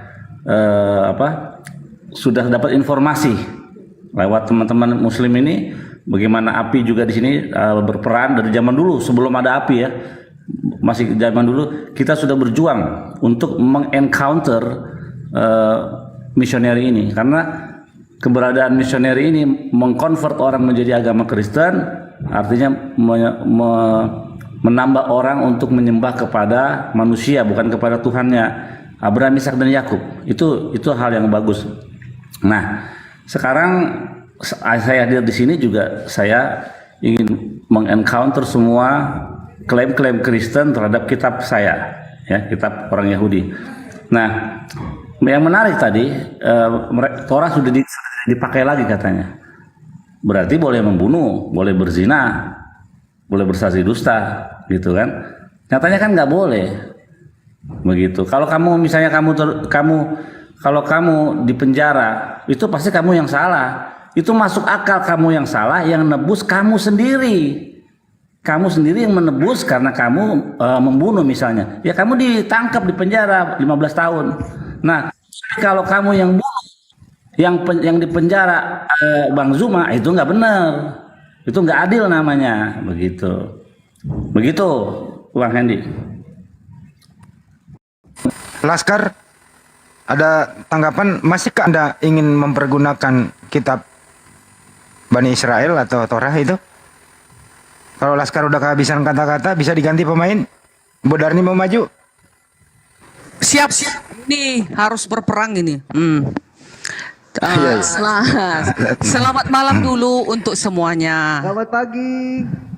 Apa? Jam berapa kini nih? Pagi. Topiknya gini, Bodarni. Topiknya gini ya. Apa Iya, udah fungsi? kucatat. Iya, dengerin dulu, Taurat langsung. hanya untuk orang Yahudi saja, Iya, ya kan? iya. Berarti, Ya, apa fungsinya, ya. berarti Bang Billy, Allah itu hanya untukmu saja rupanya. Kutanya dulu Bang Billy, Allah itu Elohim itu, Yahweh itu hanya untuk kalian aja rupanya. Apa enggak ikut aku? Dan manusia yang lain. Udah ya, aku bertanya itu, jawab sendiri di hatimu. Taurat hanya untuk Yahudi saja. Salah total. Allah itu berguna Dalilnya? untuk seluruh alam semesta ini. Diam dulu, aku dulu bicara. Allah ini pencipta langit dan bumi ini, tunggu dulu. Pencipta langit dan bumi ini untuk seluruh bumi. Nah, sesuai dengan ayat yang tadi di dalam Efesus 2 ayat 15, sebab dengan matinya sebagai manusia, itu temanku Kristen tadi kurang tepat menjawabnya ya, makanya harus banyak belajar orang Kristen ini. Sebab dengan matinya sebagai manusia, ia telah membatalkan hukum Taurat dengan segala perintah dan ketentuannya untuk menciptakan keduanya menjadi satu manusia baru di dalam diri Yesus. Dan dengan itu mengadakan damai sejahtera. Jadi hukum Taurat itu dipersatukan dengan Yesus, disatukan, digabungkan, bukan dibatalkan. Jangan Bunda Rama, biar dulu Bunda Rama. Diam dulu Bunda Rahma ini. Aku habis ini suara Bang Juma. begitu. Dia Bunda Rama. Sini Bang Aku Juma. bukan marah. Juma ya. Udah Suaranya poin aja Bodarni, Bodarni, udah poin. silakan. Udah poin. Udah, jadi seperti ayat yang Efesus 2 tadi ayat 15, dipersatukan loh. Hukum Taurat itu bukan dibuang, harus dilakukan. Kita nggak boleh membunuh, nggak boleh mencuri, nggak boleh berzina, nggak boleh menyembah patung, nggak boleh menyembah batu, nggak boleh menyebut nama sembarangan, menguduskan hari Sabat, harus. Nggak boleh membunuh, nggak boleh berzina, itu perintah baru yang dibikin Paulus itu, Bu. Tunggu dulu Bang Juma. Ibu Darni. Aku dulu. Jangan Iya, membunuh, sabar. jangan berzina. Iya, Itu bukan perintah dari Elohim lagi, Bu Darni. Tadi kan dibilang kawanku Tapi dari tadi Bang Juma. Paulus. Tadi Bang Juma dibilang kawanku Kristen tadi nggak berguna lagi hukum Taurat. Nol, botol kawanku ini. Betul. Nggak bisa, itu harus dipersatukan kan katanya, dipersatukan di dalam dirinya, di dalam Yesus itu digabungkan. Jadi setiap orang yang sudah di dalam Yesus sudah barang tentu kita nggak. Itulah penuntun bagiku sampai. Oke, Bu Darmi, satu lagi saya mau tanya, silakan Apa? dijawab. Kalau Bu Darmi bisa menjawabnya, saya masuk Kristen malam ini juga. Saya tantang. Ya. Apa itu Bang Billy? Ibu kan bilang tadi tentang 10 perintah Tuhan ya. Ya. tentang asara hadefarot, ya, jangan membunuh, jangan berzina. Sekarang coba perintah Tuhan dari 1 sampai 10, silakan. 1. Jangan ada padamu Allah lain di hadapanmu. Dah. 2. Jangan membuat bagimu patung, jangan kau sujud kepadanya, jangan kau beribadah kepadanya. 3. Jangan Nggak gitu menyebut bunyinya. namaku sembarangan. Tunggu dulu, itulah apanya. Bunyinya nggak begitu. Panjang bunyinya. Aku mensingkatkan aja. Jangan membuat bagimu patung, baik menyerupai apapun di darat, di laut. Jangan kau sujud kepadanya. begitu Jangan kau bunyinya. beribadah kepadanya. Udah. 3. Jangan menyebut namanya sembarangan. Jangan menyebut namaku sembarangan. 4. Ingat dan kuduskanlah hari Sabat. 6 hari lamanya engkau bekerja, tetapi hari ke-7 adalah hari Sabat Tuhan Allahmu. 5. Hormatilah ibu bapamu. 6. Jangan membunuh. Salah, 7. Jangan berzina. 8. Jangan jangan membunuh. Balik-balik. Kabet Afika, Fet Imaka. Hormatilah Tunggu. ayah dulu, baru ibu. Nggak boleh dibalik. Oke, hormatilah ayah dan ibumu. Oke. Ke-9, jangan bersaksi dusta terhadap sesamamu manusia. Ke-10, jangan mengingini milik sesamamu manusia. Salah. Nah, itu. Apalagi? Salah, jangan Nah, mengingini itulah. rumah Sekarang kau sesamamu. jadi Kristen. Jadi advent kau. Ya salah semua. Bu Darni. Salah. Apa? Salah. Apa? Salah Enggak. semua. Di mana salahnya Salah. semua? Coba. Bunyinya bukan begitu. Di Bukan Keluaran begitu. 20 itulah simpulannya. Tadi Keluaran bilang- 20 ayat 8 isinya Cukup itu. dulu Bu Darni, biar Mbak Billy dulu. Oke. baru. Bang Juma belum bicara nih dari tadi. Ayo. Itu terbukti ya, terbukti kalau Anda itu tidak memahami 10 perintah Tuhan. Udah pas isinya itu. Apalagi? Oh, salah isinya, salah. Itu tadi terbalik. Kasihlah ibu dan ayahmu, itu terbalik. Ayah dulu Bukan, baru ibu. hormatilah ayah dan ibumu supaya Terus itu nanti aja. kuburmu di tanah Cukup, yang ibu dan ayahmu. di tanah yang diberikan Tuhan Allahmu kepadamu. Cukup Itulah dulu itu, garis cukup dulu, besarnya. Bang Billy cukup dulu. Nanti saya minta Anda berdua bahas kuduskanlah hari. Nanti saya Anda minta berdua. Bang Billy, untuk jadi entar advent ya. dulu Bu Darni, entar dulu. Nanti saya minta Anda Oke. berdua. Kan salah. Gimana? Nanti Anda saya minta berdua bahas kuduskanlah hari Sabat buat apa itu. Ke Bang Juma dulu, Efesius tadi Bang Juma, silakan. Iya, baik. Jadi kalau misalnya Bu Darni membawa 10 hukum ya yang Nabi Musa alaihissalam kemudian terima, lalu kemudian mengajarkan jangan ada ilah lain, kan gitu. Di hadapanku atau di hadapanmu? Kan di hadapanku, berarti aku Tuhan yang datang kepada Nabi Musa tidak mau melihat ada sembahan-sembahan lain di hadapanku yang kau sembah. Itu yang dimaksud. Sedangkan Kristen ini menjadikan anak Maria sebagai sembahan, sebagai Tuhan, ilah baru di depan Tuhan pencipta langit dan bumi. Itu bukti Dan dilarang bahwa dari menyembah laki-laki ataupun perempuan, nggak boleh. Nah itu dia makanya. Itu aja dulu. Saya rasa Bu Darni kita udah sering nih. Biar Bu Darni fokus sama Bang Billy aja dulu. Akhi Billy, silakan. Ayo kita Oke, hajar-hajar. Entar dulu. Saya kasih poin satu aja. Bang Billy, itu kuduskanlah hari Sabat itu buat siapa? Silakan Bang Billy. Zakor itu masabat rekato kita minta kol malah mereka. Ya, ingatlah dan kuduskan hari Sabat itu. Untuk siapa hari Sabat itu? Dalilnya di dalam Keluaran 16 berbunyi 31. Camru bene Israel Syabat lasot Sabat dari dorotan berit olam. Hendaklah siapa? Orang Israel, Bani orang Israel. Yahudi memelihara hari Sabat sebagai ketetapan perjanjian antara aku dengan Israel. Ya. Ayatnya tidak berbunyi. Ayatnya tidak berbunyi Fesyamru bene Adam, tidak berbunyi hendaklah Bani Adam memelihara hari Sabat. Tidak. Hendaklah orang Israel, orang Yahudi memelihara hari Sabat. Jadi siapapun tidak boleh memelihara hari Sabat kalau dia tidak berada di dalam iman terhadap kitab Musa, Torah. Oke, aku ya. Jangan bilang hanya untuk orang Yahudi hari Sabat itu sayang, bilikku sayang Kan ada yang genteng. ayatnya. Tunggu dulu. Ayatnya Ini lebih ada ayatnya. Dengarkan. Ayatnya. Ini lebih ada ayatnya. Markus 2 ayat 27. Hari Markus Sabat bukan diadakan firman Tuhan. untuk manusia. Markus Tunggu dulu. bukan firman Hari Tuhan. Sabat diadakan untuk manusia. Kita binatang atau Markus manusia? tidak firman Tuhan. Nah, Markus- jadi untuk manusia adalah untuk Markus seluruh bumi. tidak setara Markus dengan 2 Torah. ayat 28. Anak manusia Markus adalah tidak setara Tuhan dengan Torah. atas hari Sabat. Udah, jadi jangan bilang hanya untuk kalian aja Sabat itu, seluruh bumi, karena Allah itu hanya satu, yang punya alam semesta ini adalah Allah itu, Bapa itu. Jadi dia yang mempunyai perintah. Ah. Dalilnya ada loh tadi. Inilah Udah jelas dalilnya, hari itu. Sabat diadakan untuk manusia, Keluaran bukan untuk binatang. 16, Keluaran 31 kalau nggak salah. Itu dalilnya sudah ada loh. Iya. Jamru benar Bani Israel. Israel. Jelas.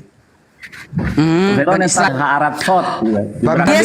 Yesaya Tar dulu 42 ayat 5, hukum 10 harus ditegakkan di muka bumi ini, bukan hanya ditegakkan untuk orang Israel, untuk bumi ini. Sampai Yesus datang, kan udah dibilang Paulus, hukum Taurat penuntun bagi kamu sampai Yesus datang. Kan Ya, katanya. kita kasih lihat aja ya, kita kasih lihat datanya. Jadi enak. Aku punya data, nggak hoax. Ya hoax lah. Mana ada datanya kok? Matius, Markus, Lukas tidak ada pernah berbunyi gini, berfirmanlah Tuhan kepada Matius, nggak ada. Matius, Markus, Lukas itu baru muncul Yesus 40 mengatakan, tahun Yesus setelah. mengatakan, satu titik satu Setelah. jangan Menurut kau robah sebelum sejarah sekular. Bu, gantian Bu, gantian. Nih, jadi perjanjian gospel atau kitab Injil itu ditulis pewahyuannya 40 tahun setelah kematian Yesus menurut sejarah sekular. Apakah Yesus menulis kitab? Tidak. Yang menulis adalah wartawan-wartawan zaman kuno dahulu. Menurut laporan ini, menurut laporan itu, menurut catatan ini, catatan itu. Tidak firman Tuhan. Makanya di dalam kitab Matius sampai Wahyu tidak ada yang berbunyi berfirmanlah Tuhan kepada Matius. Nggak ada. Makanya itu bukan firman Tuhan. Atau gini, sekarang tadi kan Billy mengatakan ambil dari kitab Taurat kan. Nah sekarang ini Yesaya 62 ayat 23, bulan berganti Salah bulan, lagi. sabat Salah berganti lagi. sabat, maka Salah seluruh lagi. umat manusia Salah akan lagi. datang untuk sujud menyembah Salah lagi. di hadapanku. Firman Salah Tuhan. lagi. Yesaya Salah aku lagi. salahkan lagi. Yesaya udah nabi Salah. ribuan tahun yang terdahulu. Yesaya bukan Apalagi? Torah. Yesaya bukan Torah. Saya bukan Torah Bu Darni. Tapi Yesaya itu nabi. Dia mengatakan sabat berganti sabat, bulan berganti bulan. Seluruh manusia sujud menyembah kepada siapa? Elohim. Bukan dibilangnya Jumat berganti Jumat, Senin berganti Senin, Cuping. Minggu berganti Minggu. Nggak ada. Sabat berganti sabat. Seluruh bumi sujud menyembah di hadapanku, katanya. Darni, kasih Bang Apalagi? Billy dulu. Kasih Bang Billy dulu. Yesaya Oke. itu Taurat ya Bang Billy? Ini bukan Bukan. kaleng-kaleng, ada data. Datanya salah. Kamu mengatakan Apalagi? Yesaya itu Torah. Itu salah. Torah. Ini Yesaya kan itu nabi, Torah. jadi nggak kau percayai nabi Yesaya, kau Bu percayai. Darni dengerin dulu gantian Bu Darni, gantian. Sor lah jawab. Kamu mengatakan Yesaya itu Torah, itu salah besar. Ini lagi ada. Yesaya Ayo, itu silakan. Nevi'im. Yesaya itu kelasnya Nevi'im, bukan Itulah Torah. kan. Seorang nabi pun dah kau kelas-kelaskan. Betapa dosamu besar itu. Nabi Bukan Yesaya kau kelas-kelaskan. Bukan Coba. nabi. Jadi Enggak Nabi dulu. Yesaya bukan nabi. Yesaya itu bukan nabi. Bukan Itu, nabi yang aduh. dibicarakan. Kamu bilang itu Yesaya itu Torah. Itu salah. Enggak, tadi kan Bang Billy bilang hari Sabat hanya untuk orang Yahudi. Sementara Ada ayatnya, Nabi Yesaya waduh, mengatakan tunggu, kita lihat, Sabat kita lihat berganti Sabat, Ya, bulan ya, ya. berganti Kita lihat, bulan, kita lihat. seluruh bumi sujud Ayatnya menyembah ada loh. kepadaku, katanya. Apalagi? Oke. Bukan hanya untuk orang Buka Yahudi layar itu saya, hari buka Sabat. layar saya. Bisa dibesarkan. Nanti saya mau open apa. Iya, Bang. Gedein dulu tuh kan. Ini nggak pakai. Tolong jangan disela dulu ya, jangan disela dulu. Assalamualaikum warahmatullahi wabarakatuh. Salam warahmatullahi wabarakatuh. Jangan disela ya Bu Darni. Terdapat di dalam Keluaran 32 ayat 15 dan juga Keluaran 31 ayat 16 sampai 17. Keluaran 31 ayat 16 sampai 17. Bunyinya begini. Syamru bene Israel et hasyabat lasot et hasyabat ledorotan berit kolam, ya. And observe, maka haruslah Bani Israel, ya, memelihara hari Sabat sebagai perjanjian kekal antara aku, tuh covenant antara aku dengan Bani Israel. Ya. Terus di sini dibilang Pelone tato legoe haratsot. Artinya ya, dan engkau tidak memberikan sabat kepada siapa? Kepada bangsa-bangsa goim. Para goim tidak diberikan sabat kepada bangsa-bangsa, tidak. Ya, diberikan hanya kepada Pesyamru bene Israel. Ini data ayat di dalam Torah. Torah itu tidak bisa disamai levelnya dengan kitab kacang-kacang kaleng-kaleng, yaitu kitab perjanjian baru. Jauh sekali. Itu bukan firman Tuhan. Itu murni adalah tulisan wartawan kuno zaman dahulu. Tidak pernah Tuhan Israel berfirman kepada Matius, Markus, Lukas, tidak pernah ada. Tapi kalau Torah, pewahyuannya itu live, langsung, di mana Musa menerima Torah. Ini dalil. Silakan lawan dengan dalil lewat Torah. Kalau memang kamu mampu melawan Torah dengan Torah. Udah. Entar dulu Budarni. Budarni entar dulu. Apalagi? Yang dibaca Bang Billy itu kitab Budarni atau bukan? Kitab Torah kan? Kitab orang Yahudi Torah. Ya, punya Budarni atau bukan? Originalnya itu kan? Ya, itu Budarni merasa memiliki atau tidak? Bukan punya dia itu, punya Elohim itu. Bukan punya dia saja itu. Punya Elohim. Apa kau pilih? Bukan punya mu saja itu. Kita lihat ayatnya Itu ya, kita adalah lihat. punya Elohim, perintah Iya, Elohim. kita lihat Elohim ayatnya, itu kita bukan lihat. hanya punya mu saja. Elohim itu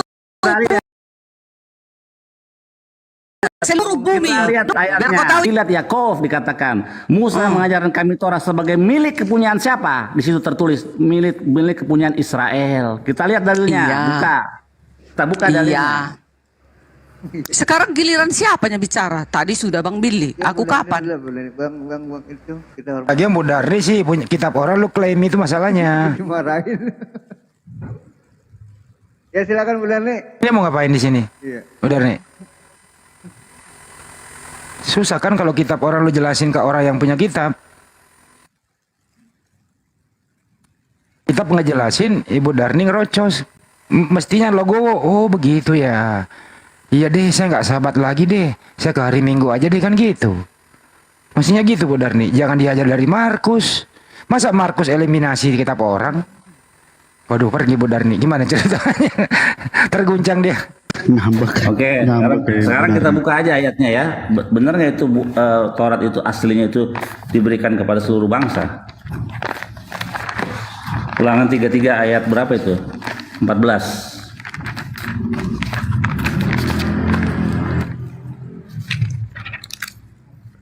Orang kok ikan kok udah diajarin berenang.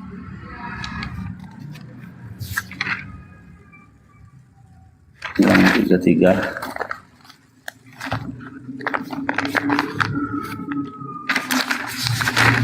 Berarti ikan itu diajarin berjemur ya? 33 ayat 14. Budarni melarikan diri.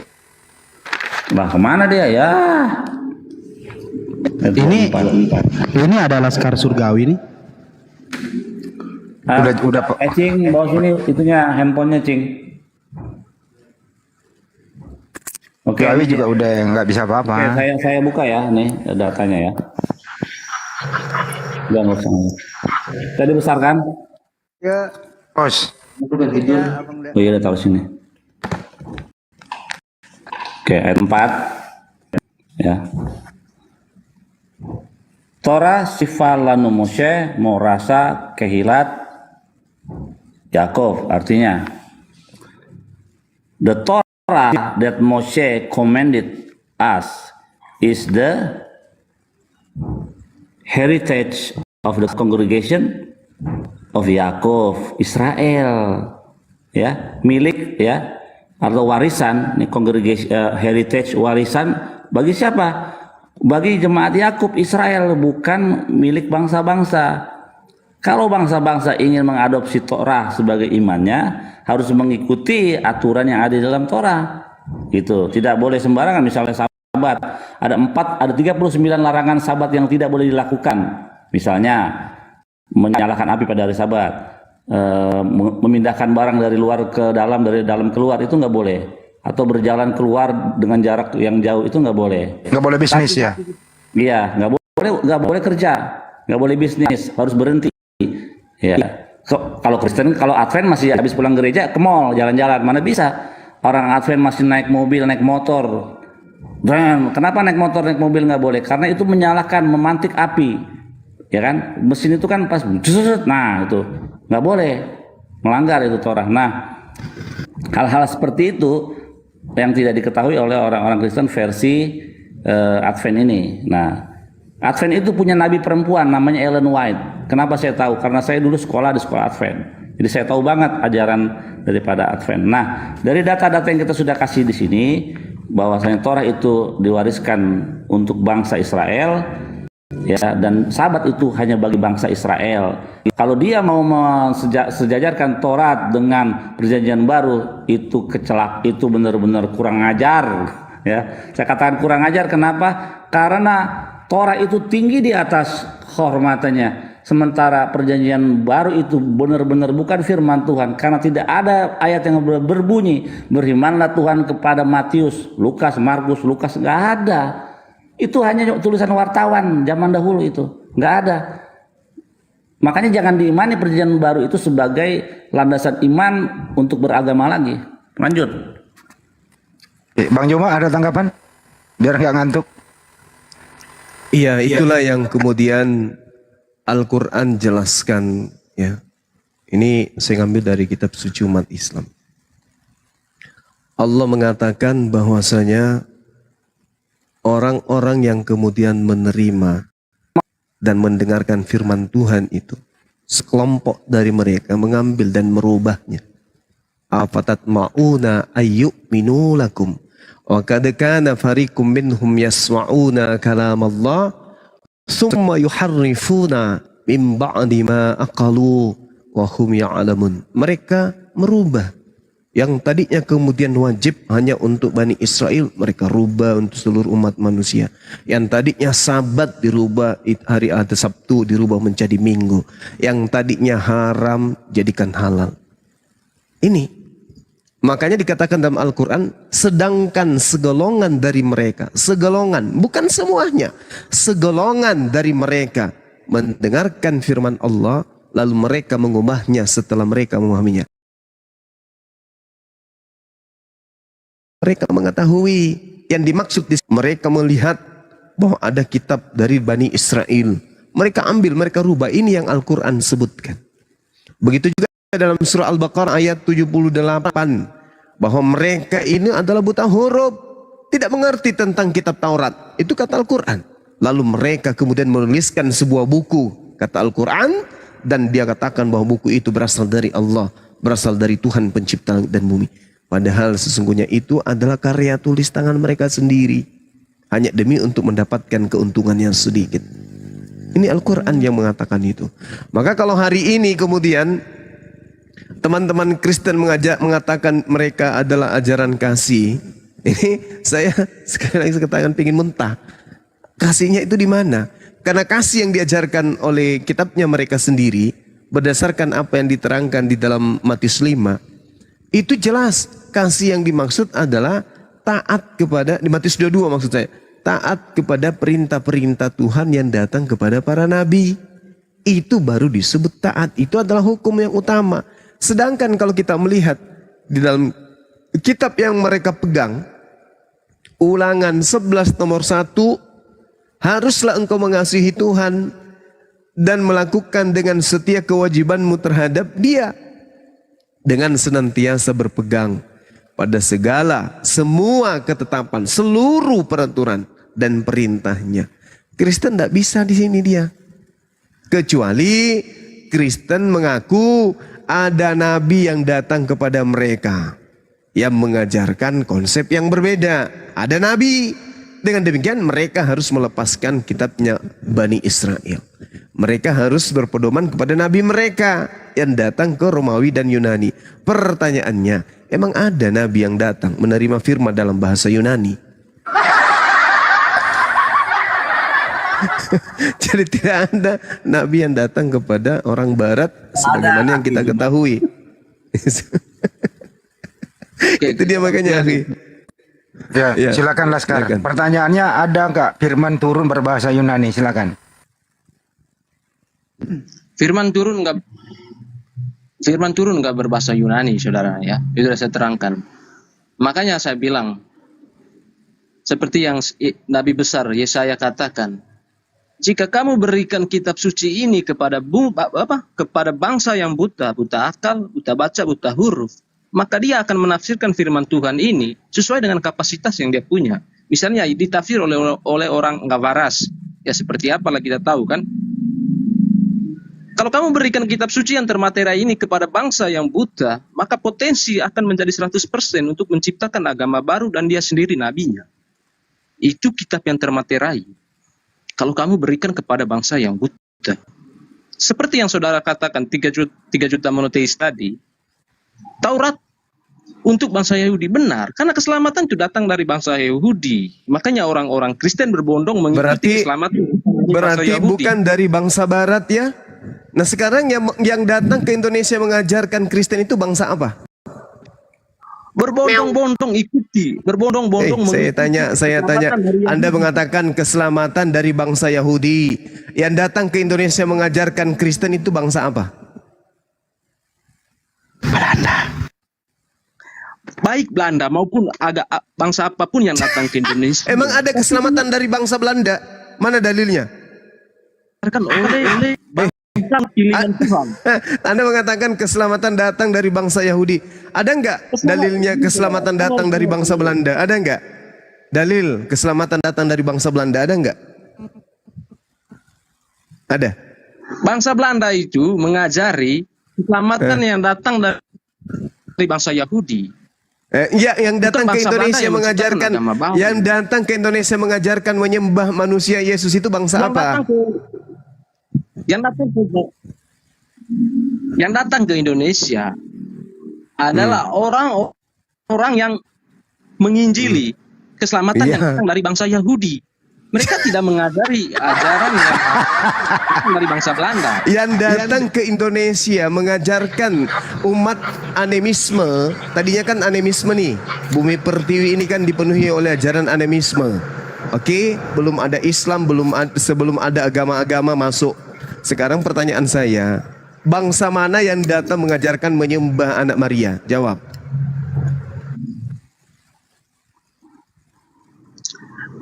Datang dari bangsa Yahudi, Siapa yang datang dari bangsa Yahudi?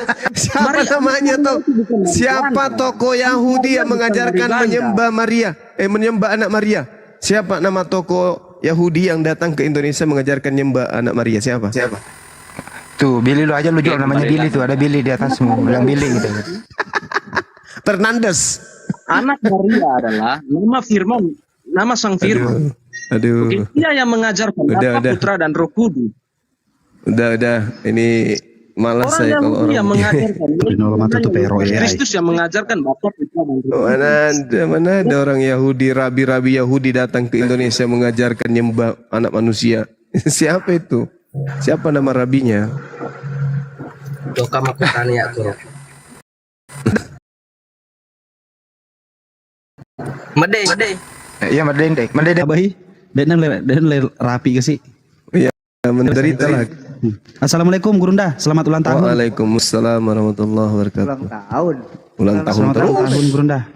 Teman-teman, ucapin selamat ulang tahun ya buat Gurunda ya. Masya Allah, semoga sehat selalu. Ikut-ikutan dewa. Setiap ketemu pasti ulang tahun terus. Yang mau ulang tahun itu Tuhannya, teman kita, bukan kita. Makro, patujuku. Ini ada Bang Alek. Ya Bang Alek, selamat pagi.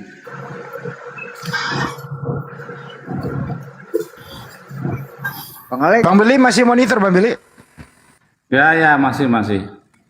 Itu ini mau Tadi Ibu Darmi kemarin juga ada saya cuma sebentar kabur. Tadi siang juga gitu kabur. Ini malam ini kabur lagi. Orang masih mau dipanjangin masih kabur. Gak kuat ketemu Bang Billy. Alek, Adven ya Pak Alek? Sahabat ya? Iya. Salam. Assalamualaikum warahmatullahi wabarakatuh. Waalaikum. Pak, Anda dengar dulu Pak Alek. Anda sahabat. Pak Ustadz. Ya iya. Anda sahabat ya, Adven ya? Bukan, saya Pentakosta. Oh, Saya Pentakosta. bukan Iya, iya. Advent, iya. Apa ya? Ini Pak, apa fungsi Torah terhadap agama Anda sebagai Pentakosta? Apa fungsinya Torah itu Pak? Silakan. Oke, terima kasih. Mohon izin. Tadi ada Bu Darmi kabur, terus siapa itu kabur, maka saya masuk lah ya. Bukan saya lebih tahu dari mereka, saya hanya sangat terbatas ya pemahaman saya. Kalau Taurat ya sebatas yang saya tahu itu adalah firman Tuhan yang diturunkan khusus untuk bangsa Yahudi kepada Nabi Musa, dan itu betul. Kalau bagi kami orang Pentakosta, Taurat itu juga merupakan apa ya? Sebentar, saya nanti kalau salah ngomong diserang nanti. Bisa. Hati-hati. Sebentar, saya ngambil kalimat yang bisa mudah dimengerti ya, bahwa kalau boleh saya katakan bahwa pondasi orang hidup, atau kan di situ ada 10 perintah Allah ya.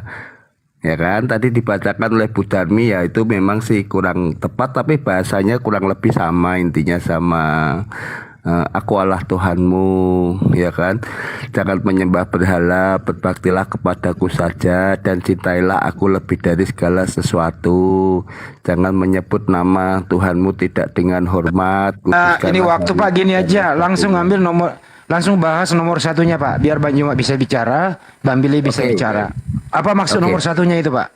Itu aja, nomor satunya aja dulu. Tuhanmu, jangan menyembah berhala, berbaktilah kepadaku saja, dan cintailah aku lebih daripada segala sesuatu. Itu.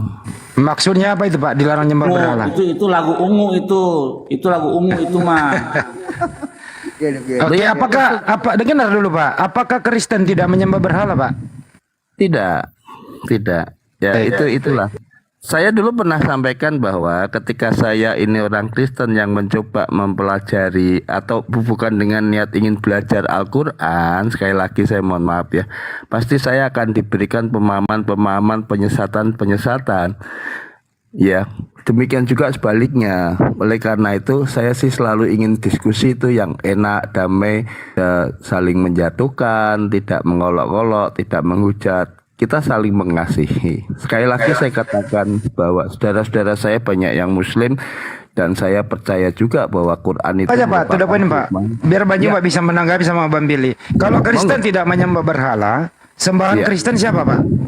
Yesus. Yesus itu adalah Yesus itu merupakan Allah sendiri ya. Monggo, artinya di sini kan Islam dan Taurat tidak menerima itu. Kalau di dalam Islam diterima sebagai nabi, kalau Pak, Anda udah jawab, Yesus itu adalah Bapa itu sendiri, Allah itu sendiri, Elohim itu sendiri. Iya. Siapa dulu nanggapi nih? Ntar dulu Pak, diam. Bang Billy apa Bang Juma dulu nih? Iya, monggo. Bang Juma dulu deh, silakan Bang Juma. Bang Billy dulu, Kanda, saya Dulu lagi deh. balas. Monggo, Bang Billy. Silakan. Ya, silakan Bang Willy. Ya. Oke, mau cepat keluar dulu. Kenapa? Oh, mau keluar. Oh ya, Bang Juma dulu deh. Bang Juma dulu. Ya, tadi apa materinya tadi? Itu 10 perintah itu yang pertama, dia nggak menyembah berhala, tapi dia menuhankan Yesus karena Yesus itu adalah Allah itu sendiri, Elohim itu sendiri katanya. Silakan. Wah, parah itu. Jadi Tuhan itu, Bung, bukan makhluk. Laisa kamislihi syai', tidak serupa dengan apapun. Yeremia 10 nomor 6, 2 Samuel 7:22. Pencipta langit dan bumi itu maha besar dan tidak sama seperti apapun. Nah, sedangkan Yesus sama dengan kita. Yesus itu manusia. Yesus itu makhluk, sama seperti makhluk-makhluk yang lain. Sedangkan pencipta bumi disebut Khalik. Ada yang serupa dengannya. Nah, ini dia. Jadi ketika saudara mengatakan Anda tidak menyembah berhala, itu berhala tuh. Karena itu adalah inasan. Maksudnya sesembahan di luar daripada Tuhan, pencipta langit dan bumi yang maha suci, maha tinggi. Sedangkan Tuhan disebut maha suci karena tidak ada unsur makhluk pada dirinya. Tidak ada unsur ciptaan pada dirinya. Tuhan disebut maha tinggi karena Tuhan itu mulia. Dia tidak hina, dina, nista. Sedangkan Yesus tidak maha suci, tidak maha tinggi. Gugur Yesus itu. Dan bagaimana dengan Yesus sendiri? Apakah dirinya Tuhan? Apakah dia mengajarkan dirinya adalah Elohim yang datang menjadi manusia? Tidak. Justru Yesus habis waktunya mengajarkan murid-muridnya Bani Israel untuk menanamkan akidah kepada Bani Israel. Aku utusan Tuhanmu, aku utusan Tuhanmu, aku utusan Tuhanmu. Itu yang Yesus habiskan. Bahkan kesaksiannya, Anda lihat dalam Yohanes 5 nomor 36. Ada kesaksianku yang lebih penting, kata Yesus. Apa itu? Bahwa semua mukjizat, semua pekerjaan yang aku lakukan, pekerjaan itu yang bersaksi bahwa Tuhan yang telah mengutus aku. Berarti Yesus bersaksi dirinya utusan Tuhan. Kok jadi Tuhan sekarang, Bang? Kenapa Kristen menuhankan Yesus ya? Karena Paulus, Roma 14 nomor 9, untuk itulah Yesus mati supaya dia dibangkitkan untuk menjadi Tuhan bagi orang Kristen. Itu loh, Bang. Silakan. Terima kasih. Bang Billy ada sebentar, Bang. Bang Billy ada tanggapan apa? Ya, Idem Banyuma aja. Ya, silakan. Ada. Jadi untuk tidak menyembah berhala itu memang sudah di dalam 10 perintah Tuhan ya. Lo tasleka vesel pekotemun, jangan kau membuat patung yang menyerupai apapun dan jangan engkau sujud menyembah kepadanya. Nah, Bang Billy pernyataan yang ditegaskan lagi di dalam ulangan 4 ayat 16. Nih lihat supaya jangan kamu berlaku busuk dengan membuat bagimu patung yang berupa dan berbentuk laki-laki ataupun perempuan. Nah, instrumen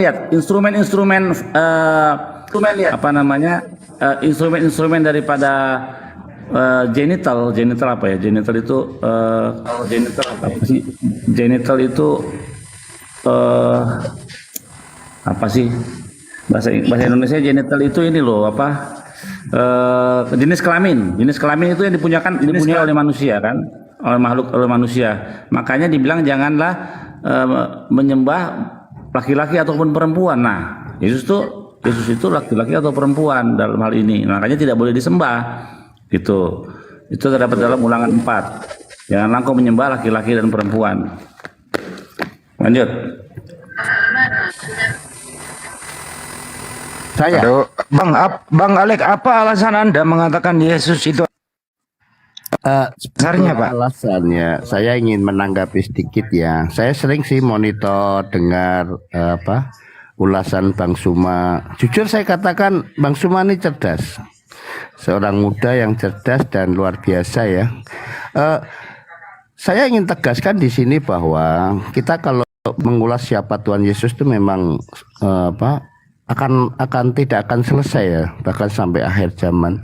Hanya boleh saya katakan, mohon izin, kami ya orang Pentakosta itu mempercayai dengan iman ya, Tuhan Yesus itu roh ya, roh Allah sendiri ya akan menjadi manusia yang menjadi manusia atau yang menyerupai untuk penebusan, sebagai karya penebusan. Tapi kita harus menghargai ada dua kelompok yang merupakan saudara kita, baik itu Muslim, baik itu ya orang-orang Taurat, Yahudi atau Taurat lah ya. Karena juga kita menghargai mereka, bahwasanya orang Muslim tidak mengakui bahwa Yesus itu merupakan Allah yang turun menjadi manusia. Dia hanya berupa nabi. Bawa Allah gereja, Pak. To the point aja, Pak. Waktu, Pak. Langsung aja. Kenapa Anda katakan Yesus itu Elohim itu sendiri? Kenapa dasarnya ya, Pak? Oke, kita bicara tentang ketuhanan ya, kembali lagi ya. Kalau dalam Muslim kan dibilang zat. Saya nggak paham ya, dan saya nggak berani mengulasnya. Kalau bagi kami, bahas intern aja, Pak. Cepetan, Allah Pak. itu roh. Allah itu roh. Allah itu roh. Jadi bagi siapapun yang mengaku bahwa Yesus itu Tuhan, itu yang mengaku rohnya. Roh saya, roh orang-orang Kristen yang mempercayai, bukan dari pikiran, Bang. Bukan dari perasaan, bukan dari apa ya? Bukan dari akal, Pak. Akal. Bukan hanya sebatas akal, tidak dari akal. Di luar tidak akal. melampaui akal. Anda Iya, salah tahu ya. di luar akal, Pak. Di luar akal itu. Itu salah. Ini yang saya kurang pas kalau diskusi yang seperti ini. Anda menjustice tanpa mendengar. Lah kan tadi Bapak bilang di luar akal, gimana sih, Pak? Ngerti nggak yang dimaksud bukan akal tuh, ngerti nggak? Kemampuan itu Ngerti berarti nggak masuk akal. melampaui akal. Abang Iya, Bu. Iya. Melampaui akal kan kelewat. Akalnya kelewat, terlampaui kelewat. Iya. Lewat pintar. Enggak Bang Suma. Sekarang Lewat saya mau pintar itu tanya ya. namanya, Bang. Anda mempercayai Nabi Muhammad dibawa ke Iya. langit 5, 7 dan lain sebagainya. Itu akal atau melampaui akal? Coba. Saya mau tanya. Iman itu melampaui akal, Bang. Jangan diputar-putar. Saya Ya, tuh gini. saya mempercayai bahwa kiranya nih ya Aduh. Nabi Muhammad sampai menerima wahyu Allah di Apa lari ke sana sih, Pak? Loh, enggak, saya ingin membandingkan aja. Enggak, saya ingin membawa pikiran panjenengan yang kurang ini. Kita ini berakal, Pak. Iya, jadi Nggak perlu, Pak. itu yang Bapak yang mau ngomong itu sama dengan hal begini. Saya hafal kok di luar kepala gitu. Di luar kepala hafal, makanya nggak hafal jadinya. Anda tahu iman enggak? Arti iman Iya, tahu enggak? imannya kan. Tadi Bapak bilang di luar akal. Ya memang itu sama aja dengan Melampaui di luar akal. kepala. Iya, terlampaui kan artinya terlewati. Terlampaui itu terlewati. Jadi akalnya udah kelewat. Salah itu, persepsi itu dangkal. Melampaui akal tuh maksudnya tidak bisa terjangkau dengan kita. Artinya Nah, begitu. baru kok ngomong akal tidak bisa menjangkaunya gitu loh. Bukan Lah, dilampaui. Lah sama udah motong dulu.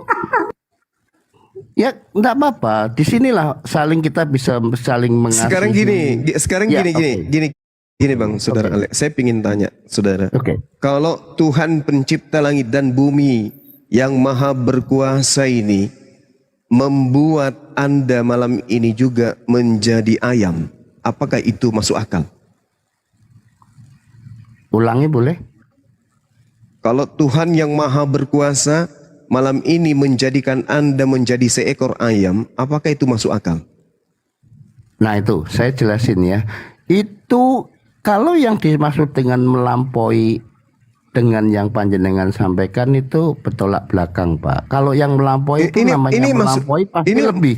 Ini masuk Ciptaan masuk manusia akal. masuk akal manusia atau tidak ini? Mulia. Bukan begitu. Mulia. Aduh Bapak, ini pertanyaan sederhana aja Bang Alex. Kamu turunkan gradasi menjadi ayam, jadi itu tidak masuk akal. Loh, tapi beda dengan Anda tidak percaya kepada kuasa Tuhan kalau gitu. Katanya Anda orang beragama.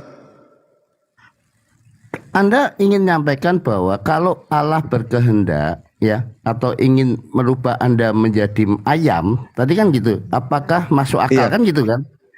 Ya kan? Iya. Itu Tuhan seperti apa Bapak yang Anda maksud itu? Loh, Menciptakan bukan masalah makhluk Tuhannya. manusia dirubah menjadi Aduh. ayam. Iya sampai itu. Nah, Enggak ada kalau Tuhan seperti makhluknya itu, Pak. dengar.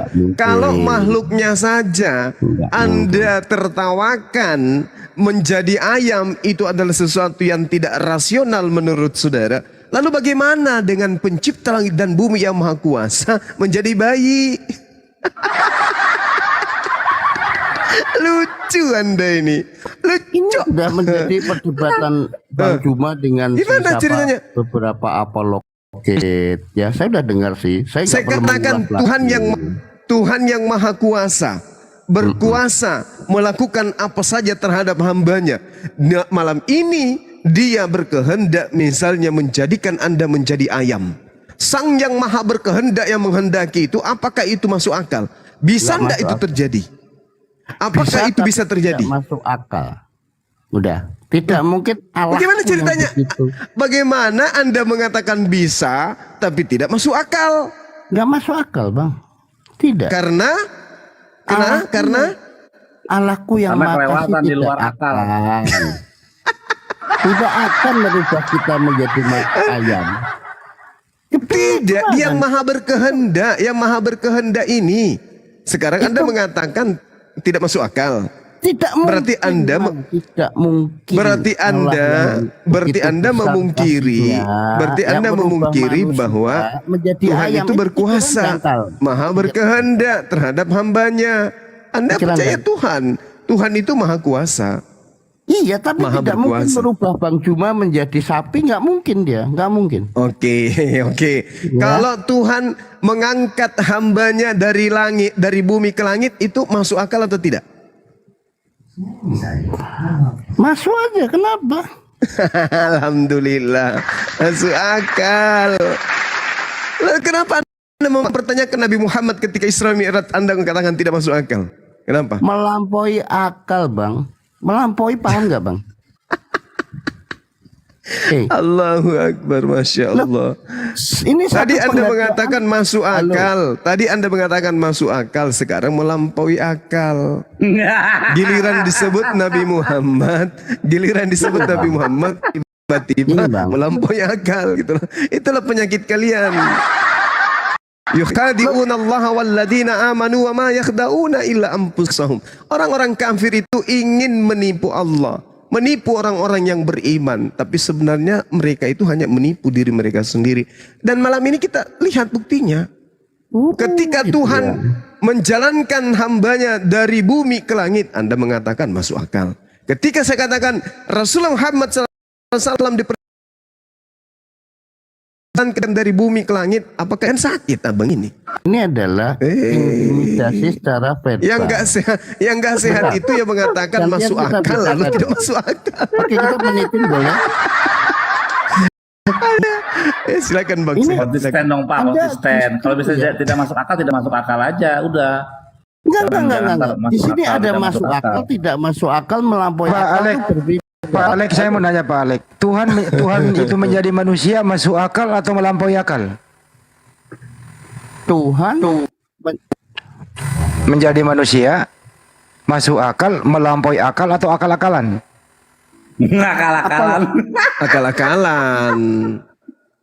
Akal-akalan itu. Anda ini memaksakan ya berbulan-bulan ya. Ini memang mungkin kesalahan. Yang maksa orang, gue cuma nanya kok maksa. Gini, sorry. Enggak. Anda memaksakan bahwa Yesus itu bukan Tuhan. Intinya gitu kan, ya kan? Dan di sini memang nggak perlu diperdebatkan oleh orang Kristen. Sekali lagi saya tidak memperdebatkan itu. Iya, Kemudian karena satu hal lagi masuk bahwa akal, ya kan? Nabi Muhammad itu nabi nih. Ketika saya menyampaikan, Anda bertanya bahwa apakah masuk akal manusia diangkat? Ya. Tapi ketika Anda bertanya tentang nabi, saya katakan bahwa melampaui akal itu penghormatan dari saya, Bang Juma. Paham? Enggak, Anda hanya Ini Pak, dijawab Gini. dulu. Tuhan menjadi manusia, Pak. Membingungkan. Pak, dijawab dulu, Pak. Pak, Ini. Tuhan menjadi manusia itu masuk akal atau akal-akalan, Pak? Masuk akal aja. Kenapa tidak? Oh, enggak Ya perlu udah. kuasa maha bersama kasih. Tuhan dia menjadi maha bukan besar. Tuhan, masuk akal katanya. Allahu Akbar, Pak. Coba kita belajar dulu ya. Terkait dengan kata rasional. Rasional itu berasal dari kata rasio. Artinya perbandingan dua hal. Kalau segala sesuatu yang tidak seimbang, ya, maka baik yang menunjukkan tentang ukuran hubungan satu sama lain, maka itu irasional atau tidak masuk akal. Nah sekarang Tuhan pencipta langit dan bumi itu tidak akan mungkin pernah sedetik pun merubah kodrat menjadi bukan Tuhan. Sedangkan Yesus selama dia ada di atas muka bumi, kita jangan berpikir setelahnya di atas muka bumi 33 tahun. Itu bukan Tuhan tapi manusia. Bagaimana mungkin kemudian Tuhan berubah menjadi bukan Tuhan selama 33 tahun? Itu irasional, Pak. Itu tidak rasional. Makanya tidak masuk akal. Makanya muncul kemudian adalah akal-akalan. Akal-akalan, Pak, yang muncul. Boleh saya bertanya? Iya, silakan. Anda mau bernarasi dengan saya akal ya? Kita catat ya. Akal ya. Ya kembali lagi akal. Sekarang saya bertanya, ketika Kristus disalib, siapa yang disalib? Menurut versi Muslim, Manusia. siapa dia? Manusia. Iya, kan ada di dalam pengajaran Quran ya. Sekali lagi saya tidak ingin mencela atau apa ya. Saya ingin bertanya untuk membuka percakapan ini supaya lebih enak gitu, lebih mudah ya. Izin Bang Sumaya. Izin. Iya, silakan. Bahwa di dalam pengajaran Quran itu disampaikan bahwa Yesus itu dan lain sebagainya diangkat oleh Allah ya ke surga kan. Kemudian yang ke langit, bukan ke surga, ke langit. Gitu kan. Betul sekali. Betul ya. Nah, dari salah satu 12 muridnya betul ya? Iya. Betul ya? Yes. Oke.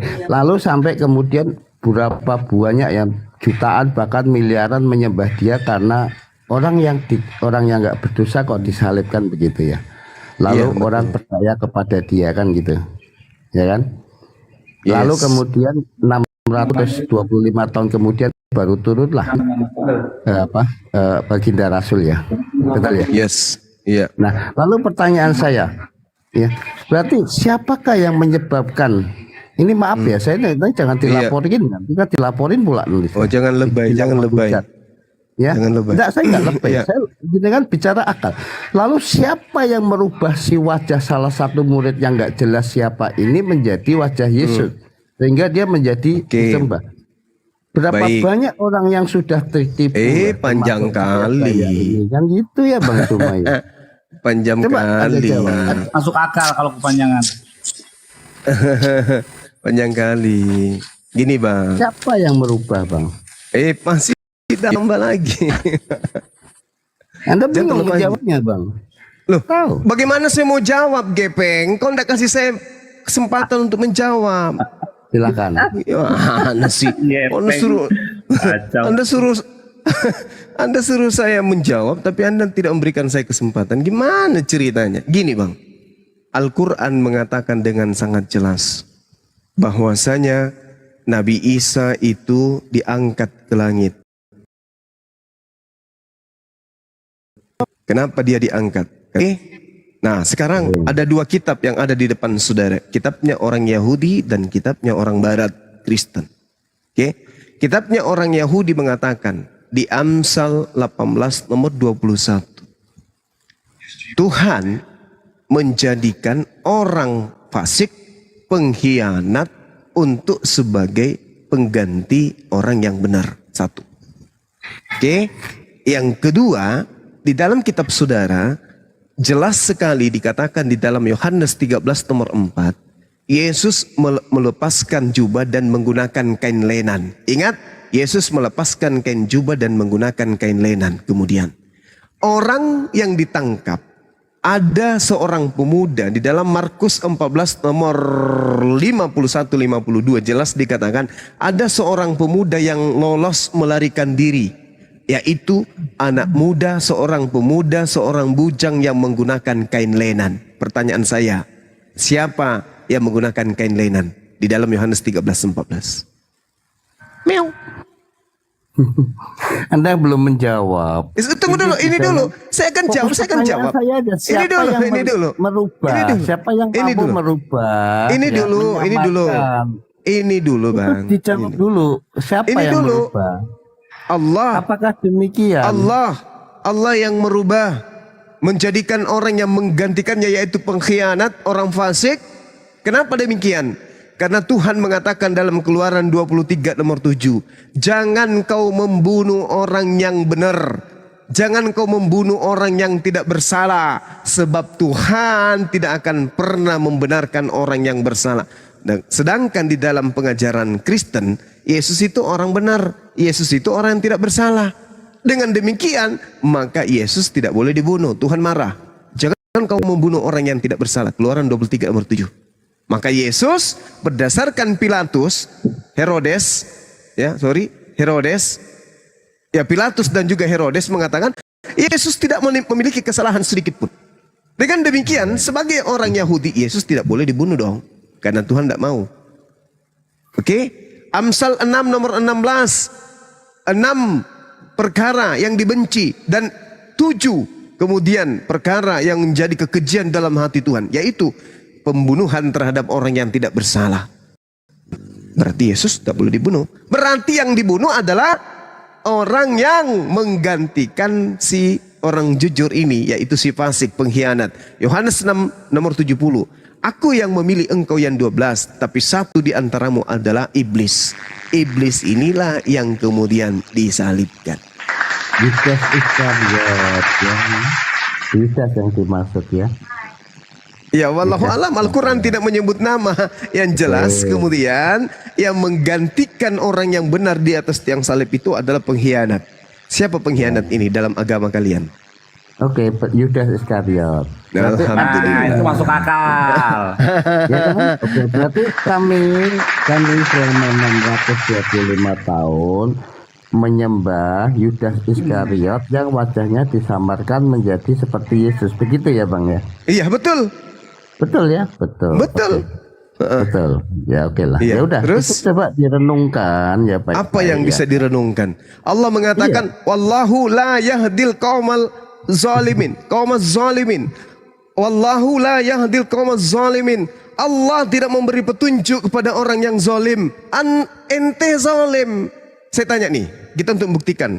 Yang dilahirkan Maria itu Tuhan atau manusia? Jawab. Nggak ke situ dulu, fokus dulu Bang. Al-Quran yang menerangkan. Kenapa? Anda kan mengatakan kami sudah menyembah manusia selama 2000 tahun. Kenapa Anda menyembah manusia seperti itu? Kan Anda zalim. Kenapa Allah tidak memberikan petunjuk kepada diri Anda? Kan Anda zalim. Wallahu la yahdil qaumaz zalim. Allah tidak memberi petunjuk kepada orang-orang yang zalim. Maka kita buktikan, apakah Anda zalim atau tidak? Saya tanya, yang dilahirkan Maria Tuhan atau manusia? Jawaban Anda? Bahwa itu jawaban yang Anda tunggu. Jawaban Anda dulu. 600 tahun lebih orang tidak tahu karena Al-Quran belum Allahu Akbar. Allahu Akbar. Sekarang begini.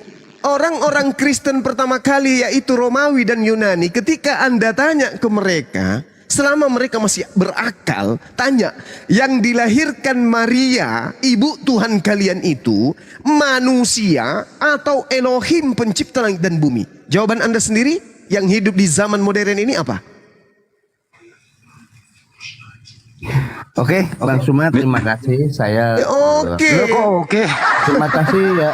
Inilah yang Al-Quran katakan. Kenapa sampai 2000 tahun manusia masih menyembah kepada sesamanya manusia? Karena mereka tidak mendapatkan petunjuk. Kenapa mereka tidak mendapatkan petunjuk? Karena mereka zalim. Zalim itu apa? Sudah tahu itu api, masih dipegang. Udah tahu itu manusia, masih disembah. Makanya ditanya, yang Maria lahirkan itu kodok, kucing, ayam, sapi, atau manusia? Karena Tuhan tidak mungkin dilahirkan. Ayo. Yang dilahirkan Maria ini ayam, kodok, semut, kecoa, tikus, balao, pararang, atau manusia? Kalau Anda masih, Anda akan menjawab manusia. Nah, kalau itulah disebut zalim, makanya Anda tidak mendapatkan petunjuk. Karena zalim. Wallahu la yahdil qaumaz zalimin, dan Allah tidak memberi petunjuk kepada orang yang zalim. Tapi hari ini mereka yang berhenti kemudian menyembah kepada manusia berarti meninggalkan kezaliman. Barulah mereka kemudian diberi petunjuk untuk menyembah kepada Tuhannya Abraham, Ishak dan Yakub. Begitu Bang Alex. Bang Alex. Ya, itu aja Bang Suma. Itu jadi, jawaban saya. Itu jawaban saya. Bang Alex ini ditanya loh Bang. Tanya. Sekali-kali jawab kenapa ya Bang? Ya, saya jawab dong. Nggak boleh jawab. Nggak boleh. Itu loh pertanyaannya Bang Juma. Bunda Maria itu melahirkan A manusia, B Tuhan, C keduanya. Yang mana Bang? A manusia, B Tuhan, C keduanya. Ya. C keduanya itu Bapak tahulah jawabannya, bahwasanya itu dia kan tahu. Itu sudah ada jelas di dalam Quran. Itu juga ada di dalam bahwasanya Isa atau Yesus itu bukan dari sperma laki-laki, dia dikandung. Saya manjat tower malam-malam. Gitu kan. Sekarang begini. Tuhannya Sama itu Abraham, sama dengarkan. pengertiannya, sama. Tuhannya Abraham, Ishak dan Yakub apa mampu membuat seorang wanita hamil tanpa suami? Mampu enggak menurut saudara?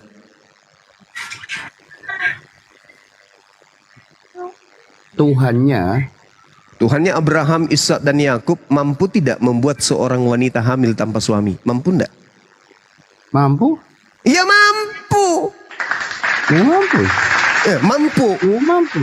Berarti kalau Tuhannya Abraham, Ishak dan Yakub mampu menciptakan manusia dari seorang wanita tanpa suami, lalu kenapa Anda menganggap ciptaannya itu sebagai Tuhan? Kenapa? Selagi Tuhan pencipta langit dan bumi kita ini mampu menciptakan seorang manusia yang lahir dari seorang perawan, maka sudah pasti yang lahir ini bukan Tuhan. Adam dicipta tanpa ayah, tanpa ibu. Tuhan bisa. Hawa dicipta tanpa ibu, ada ayah. Tuhan bisa. Yesus dicipta tanpa ayah, ada ibu. Tuhan bisa. Lalu kenapa kalian zolim menyembah ciptaan Tuhan? Hanya karena alasan nggak ada bapaknya. Wih, banyak di lampu merah lahir tanpa bapak. Kenapa tidak sembah? Mereka kenapa tidak sembah? Yesus tidak pernah pegang HP. Yang lahir di jalan raya itu nggak punya bapak itu pegang HP. Canggih mereka, sudah bisa naik motor. Yesus kagak. Kenapa Anda nggak sembah aja dia? Itu lebih hebat itu. Tanpa bapak juga dia tuh lahir. Kenapa nggak sembah itu? Anda sudah mengakui pencipta langit dan bumi. Tuhannya Abraham, Ishak dan Yakub mampu membuat seorang wanita perawan hamil tanpa suami. Oke, berarti Yesus bisa dicipta tanpa ayah. Bisa. Bisa. Terus kenapa dianggap Tuhan?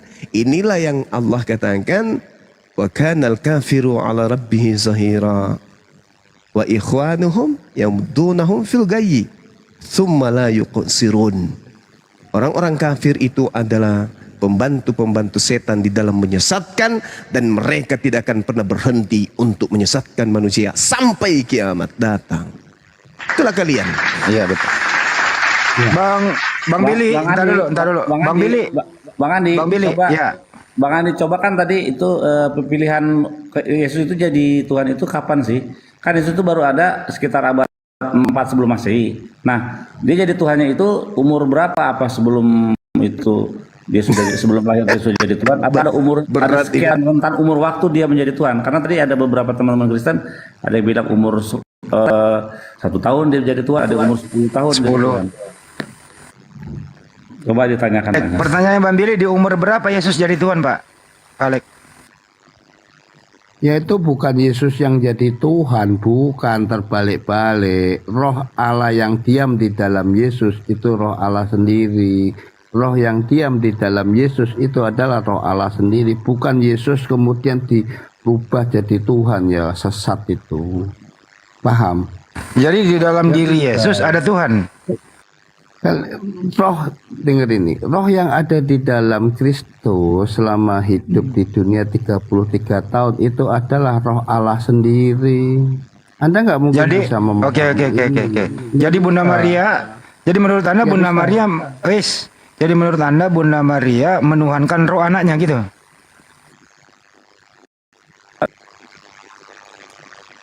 Saya mohon maaf ya, izin ya. Firman Tuhan itu tidak bisa dicerna oleh orang yang nggak percaya, nggak bisa saudaraku. Sampai jambul wanten, nggak bisa, nggak bisa. Karena firman itu bagaikan mutiara, nggak bisa dilemparkan. Mohon maaf nih ya, mohon maaf nih, tidak bisa dilemparkan. Ini firman Tuhan ya. Sendiri ya. Cara bicara gini. Iya. Firman Tuhan itu tidak bisa dilemparkan kepada babi yang menyembah manusia. Betul itu. Injak dan kau akan iya, betul, karena firman kata mutiara itu adalah Torah, ya.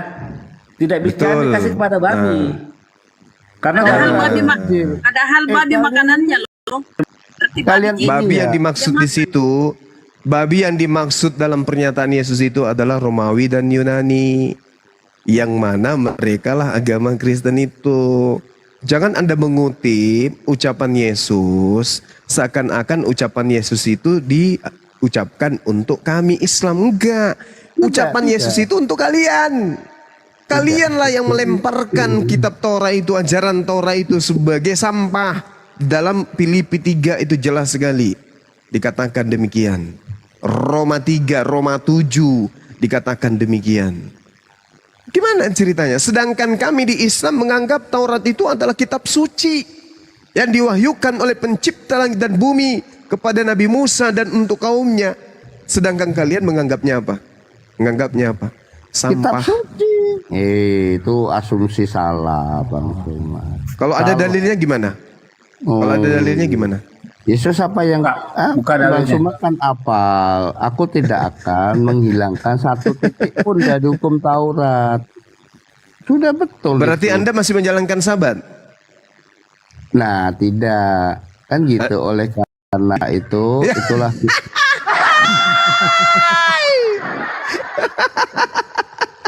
Aduh, Anda butuh kompantrin, Bang. Anda mengatakan Anda memelihara Taurat, setitik pun tidak dihilangkan. Apakah Anda masih menjalankan sabat? Tidak. Lah,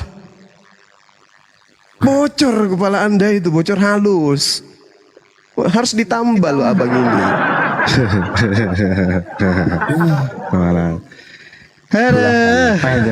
Jadi menurut Filipi 3:8 Taurat itu sampah. Filipi 3 nomor 8. tidak. Bukan seperti itu pemahamannya, enggak begitu. Bacakan aja ayatnya dari ayat 1 sampai sekian. Tidak. Loh, iya, semakin Taurat parah kitab itu. suci kok. Kok dibaca? Bisa dibukakan datanya biar semua melihat di bawah. Iya, iya. Sampai Tunjukkan niki siapa gitu. Bang Handi. Siapa yang bisa buka? Bunda Rahma mungkin bisa buka kamera Filipi 3 tersebut. Gurunda. Silakan. Torah. Bahaya ini. Ayat berapa, Bang Handi? Ayat berapa? Filipi 3 nomor 8. Aku jadi punya saya kacau nih. Kalau saya letakkan saya.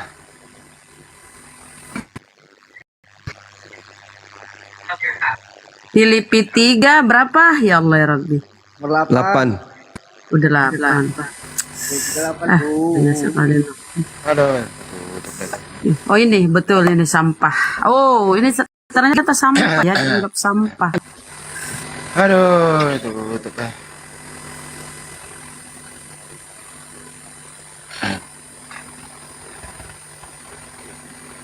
Bacakan aja mana. Malahan segala sesuatu kuanggap rugi karena pengenalan akan Kristus Yesus Tuhanku. Saya ulang ya. Malah segala sesuatu kuanggap rugi karena pengenalan akan Kristus Yesus Tuhanku lebih mulia daripada semuanya. Oleh karena dialah aku telah melepaskan semuanya itu dan menganggapnya sampah. Waduh. Supaya aku memperoleh Kristus nih, dianggap semua sampah. Jadi hukum-hukum Taurat itu dianggap sampah. Kurang ajar banget nih Paulus ya. Iya, Paulus botak itu, Pak. Jangan ke personal, jangan.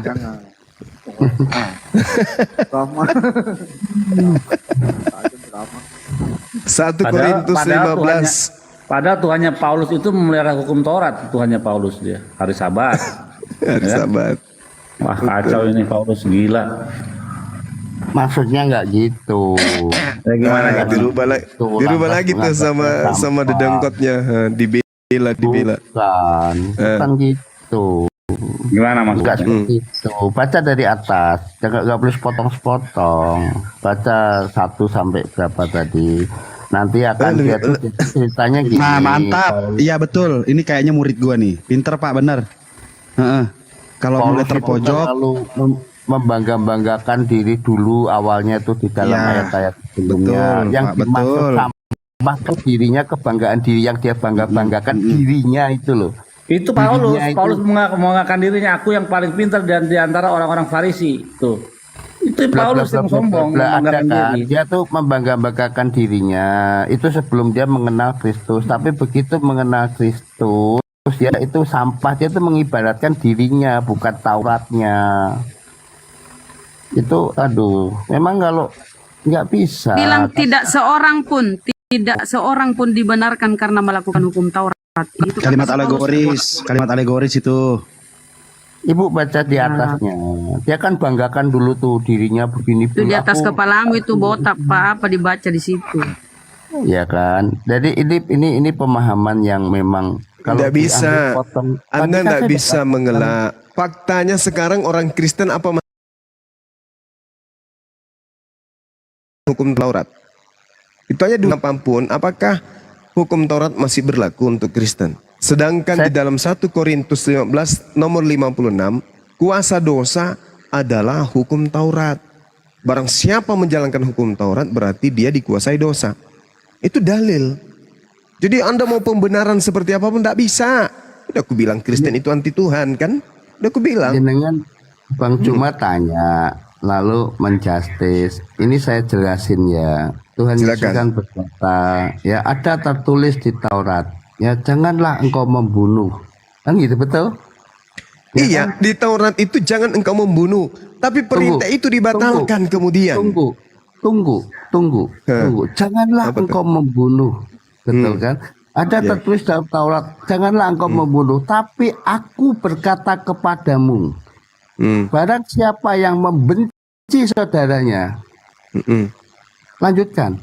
Itu terus ajarannya begitu.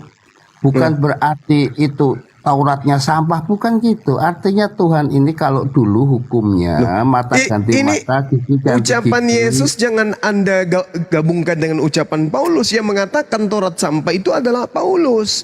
Yang mengatakan hukum Taurat itu adalah kuasa dosa adalah Paulus. Yesus tidak pernah mengatakan itu. Ya nggak apa-apa.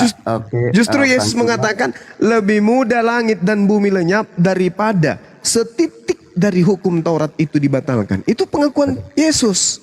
Betul. Nah, kalau betul kenapa Anda menjadi Kristen? Aduh, Bang Cuma. Nggak apa-apa. Harusnya Anda itu menjadi praktisi Taurat. Kenapa menjadi Kristen? Kalau betul, kan lucu. Siapa yang mampu di dalam kehidupan menjalankan Taurat? Aduh, Tuhan sendiri mengatakan Ulangan 30 nomor 11. Gitu ya, akhi ya? Ulangan 30 ya. Bahwa Taurat itu mudah. Apa yang sulit di Taurat? Coba tunjukkan ke saya. Apa yang sulit di Taurat itu? Apa? Apa yang sulit? Kalau contoh diharamkan saja. Di dalam Taurat itu banyak. Oh, berarti Anda tidak mau menyunatkan hati Anda. Kan tadi sudah dikatakan kasih itu taat kepada ketetapan hukum-hukum dan perintah.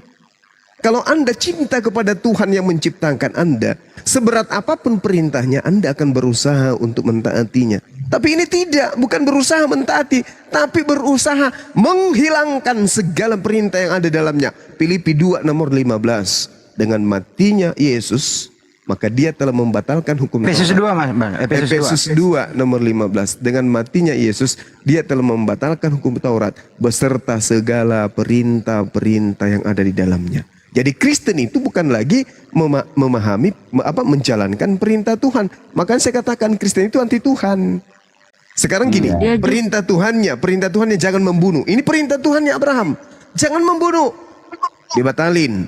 Lalu Paulus bikin perintah baru, jangan membunuh. Hari ini kalau Kristen tidak membunuh, bukan karena perintah dari Tuhannya Abraham, tapi karena Tuhannya yang bernama Paulus. Sekarang Anda tidak berzina. Tuhannya Bani Israel mengajarkan jangan kau berzina. Oke? Itu perintah Tuhannya Abraham, jangan kau berzina. Dibatalin Paulus. Lalu dia bikin perintah baru, jangan kau mencabuli, jangan engkau memburi, jangan engkau berzina. Kristen taat. Taat kepada siapa sekarang? Mereka tidak berzina, taat kepada siapa? Tuhannya Abraham atau Paulus? Kepada Paulus. Makanya Yesus mengatakan dalam Yohanes 8:44, iblislah yang menjadi bapakmu dan kamu mau melakukan keinginan-keinginan bapakmu. Kalau hari ini kamu tidak berzina, hari ini kau tidak mencuri, hari ini kau tidak merampok, hari ini kau tidak membunuh, itu bukan karena perintah dari Tuhannya Abraham yang kalian taati, tapi dari perintah Bapak Paulus. Bapak Paulus lah yang mengajarkan kalian jangan berzina, jangan merampok, jangan membunuh. Dialah yang Anda taati sekarang. Meskipun sama iramanya, Tuhannya Abraham, jangan membunuh. Paulus juga jangan membunuh. Sayangnya Tuhannya Abraham punya perintah dibatalkan oleh Paulus. Kemudian Paulus bikin perintah yang sama. Sekarang Kristen mentaati siapa? Paulus. Ya, Bang, cuma kan saya udah ngomong di depan. Ya, saya Kristen. Ya, kalau ngadu Al-Quran, ya akan disesatkan setan. Demikian juga Anda Muslim mencoba mengadu Alkitab, Anda kan disesatkan iblis. Silakan Anda buka Al-Quran. Kita bahas. Silakan. Nggak boleh. Kita nggak bahas. boleh. Nggak Kenapa boleh. nggak boleh? Saya Kenapa nggak boleh. Kenapa Nggak bisa? boleh, karena saya nggak beriman, nggak boleh. Karena nggak bisa. Loh, Paham.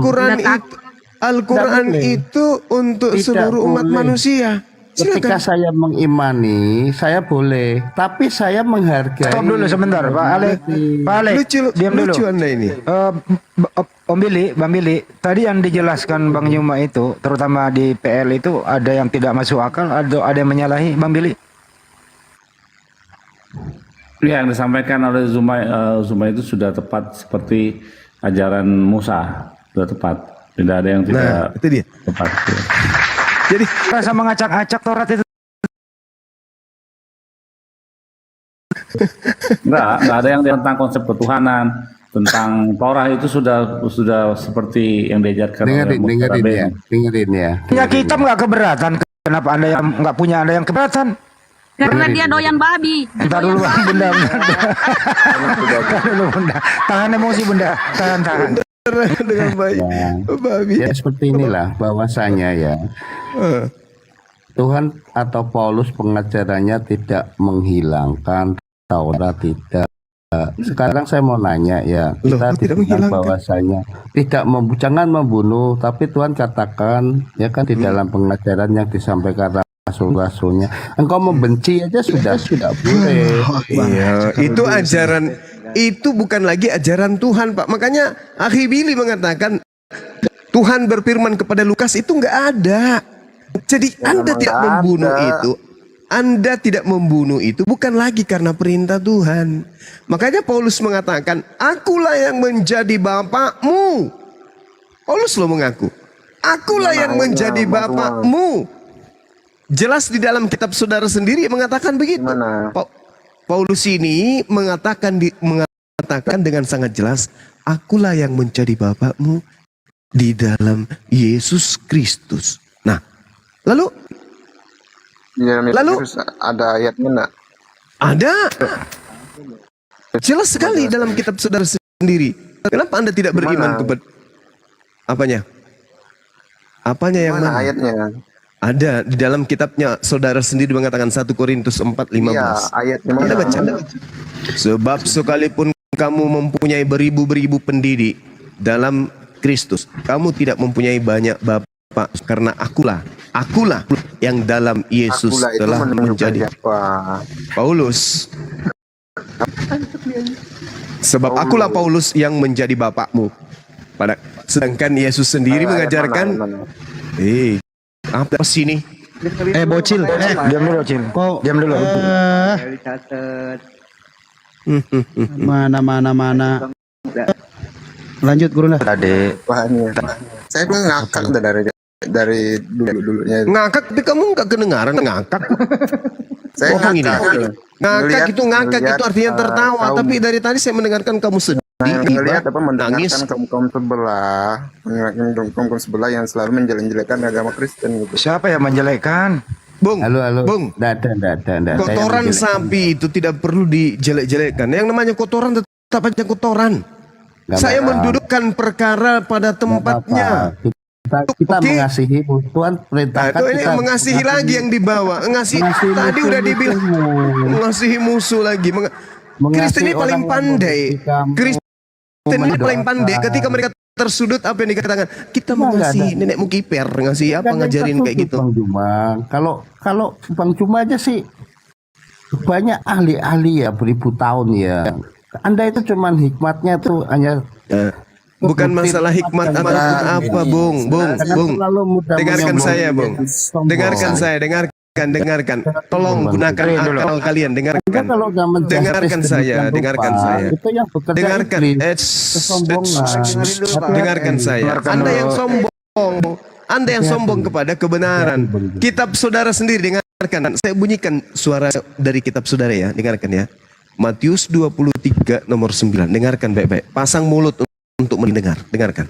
Dan janganlah kamu menyebut siapapun sebagai Bapa di bumi ini, karena hanya ada satu Bapakmu, yaitu Dia yang di surga. Ini pesan siapa? Ini pesan Yesus. Janganlah kamu menyebut siapapun Bapa di bumi ini, karena hanya ada satu Bapakmu, yaitu Dia yang di langit, bukan di surga. Ini juga pembohongan ini. Di sini bahasa Yunaninya adalah uranon. Uranon itu langit, bukan paradiso, bukan surga. Tapi karena ajaran yang memang diajarkan dengan tipu-tipu dirubah menjadi surga. Jangan kau memanggil, jangan kau menyebut siapapun di atas muka bumi ini dengan panggilan Bapa, sebab hanya ada satu Bapakmu, yaitu yang ada di langit. Tetapi Paulus mengatakan apa? Di dalam 1 Korintus 4 nomor 15. Akulah yang menjadi Bapakmu. Diganti berarti. Coba lihat, baca lagi. Apalagi suruh baca lagi. Jangan kau menyebut siapapun di atas muka bumi ini dengan sebutan Bapa, sebab hanya satu Bapakmu, yaitu yang ada di langit. 1 Korintus 4 nomor 15 tuh di Bunda Rahmat tuh. Besarin host. Kita lihat apakah saya ini menghina, merendahkan atau tidak tuh. Baca tuh. Sebab sekalipun mempunyai beribu-ribu pendidik dalam Kristus, kamu tidak mempunyai banyak Bapa, karena akulah yang dalam Kristus Yesus telah menjadi Bapakmu oleh Injil yang kuberitakan kepadamu. Kau baca itu. Bukan hidungmu lebar-lebar. Kemana kau malah ngopi? Paulus mengaku sebagai Bapa. Oke, selesai ya. Berarti ketika Yesus mengatakan iblislah yang menjadi bapakmu, maka yang dimaksud iblis di sini adalah Paulus. Apa pembuktiannya? Pembuktiannya, Yesus mengajarkan kepada hukum Taurat. Itu ajaran Yesus. Coba Bang. Lebih mudah langit dan bumi lenyap daripada setitik dari hukum Taurat itu batal. Itu Yesus. Yohanes 7 nomor 39. Coba baca Lukas 7 kata ayat Yesus, sabar dulu. Kata Yesus, orang yang banyak ini yang tidak mengenal hukum Taurat, terkutuklah mereka. Jadi orang yang tidak mengenal hukum Taurat itu adalah orang-orang yang terkutuk. Oke, Paulus lagi nih mengajarkan di dalam Galatia 2 nomor 14, orang-orang yang tidak bersunat adalah orang yang hidup secara kafir. Udah selesai sebenarnya. Ya, kalian aja yang mengeraskan hati untuk menerima kebenaran. Yang bersunat itu bukan orang ini aja. Agak orang apa aja? Agak lupa. Apa? Kencang suaranya Rafael kecil. Ada mas. Rafael, kalau kau ngantuk deh, mending kau tidur daripada begini loh. Izin saya belum turun ya Bang Cuma. Iya. Halo, bahwa itu tentang Paulus kepada surat-surat kepada jemaat di Korintus, ya. Coba buka Lukas 7 ayat 48. Bapakmu, ya. Lagi ngomong Rafael.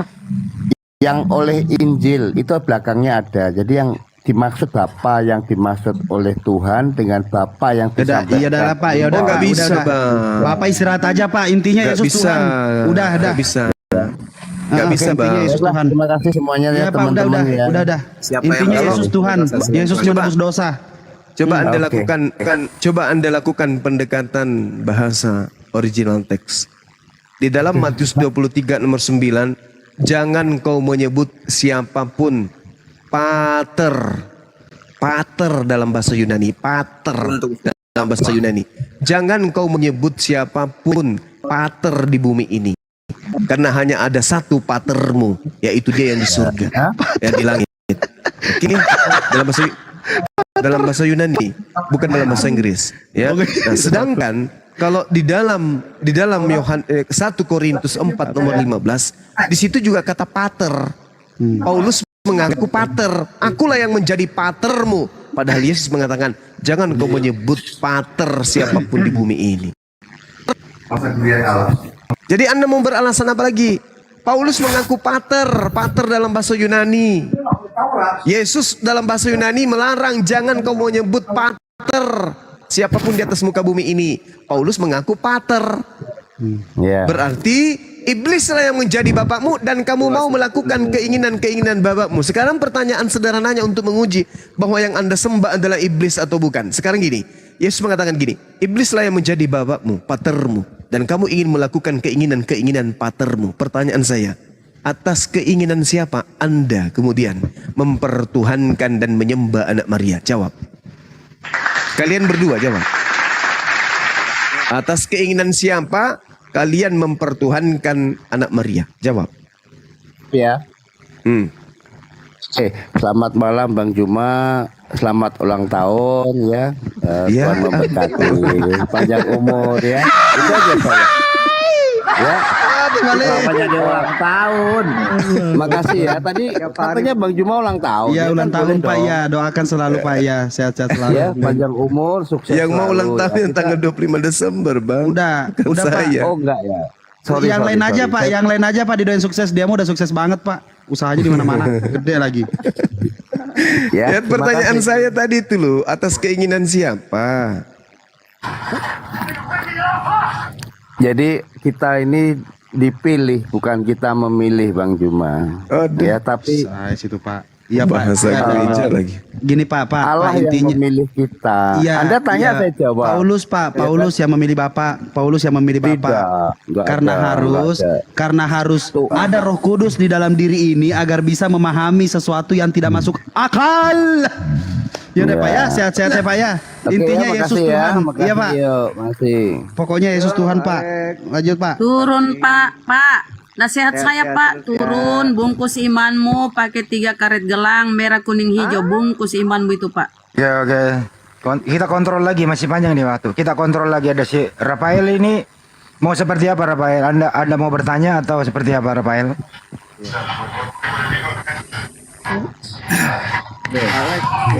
Rafael sebenarnya ingin mengatakan kan, Bapak. Ingin memberikan satu ayat dalam Lukas. Ya, apa itu? Silakan. Di dalam Lukas 7 ayat 48. Apa bunyinya? Coba sebab saya tidak ada. Jangan keluar. Bacain aja, dibacain pas nih Pak. Oh itu F lagi. Lukas berapa? Diampuni, dosamu telah diampuni. Siapa yang bisa mengampuni di situ? Siapa yang mengampuni? Saya bisa mengampuni. Siapa yang bisa mengampuni dosa? Yesus mengatakan, wahai wanita pulanglah, dosamu telah diampuni. Telah diampuni, bukan saya ampuni. Jadi di mana tahunya? Tuhan Yesus mengetahui. Nah itu Yesus mengatakan siapa yang mengampuni?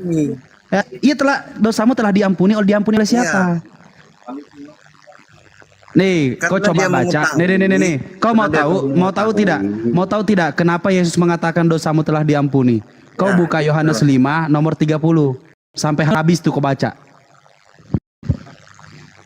Coba kau buka itu atau saya bacakan? Gimana? Apa?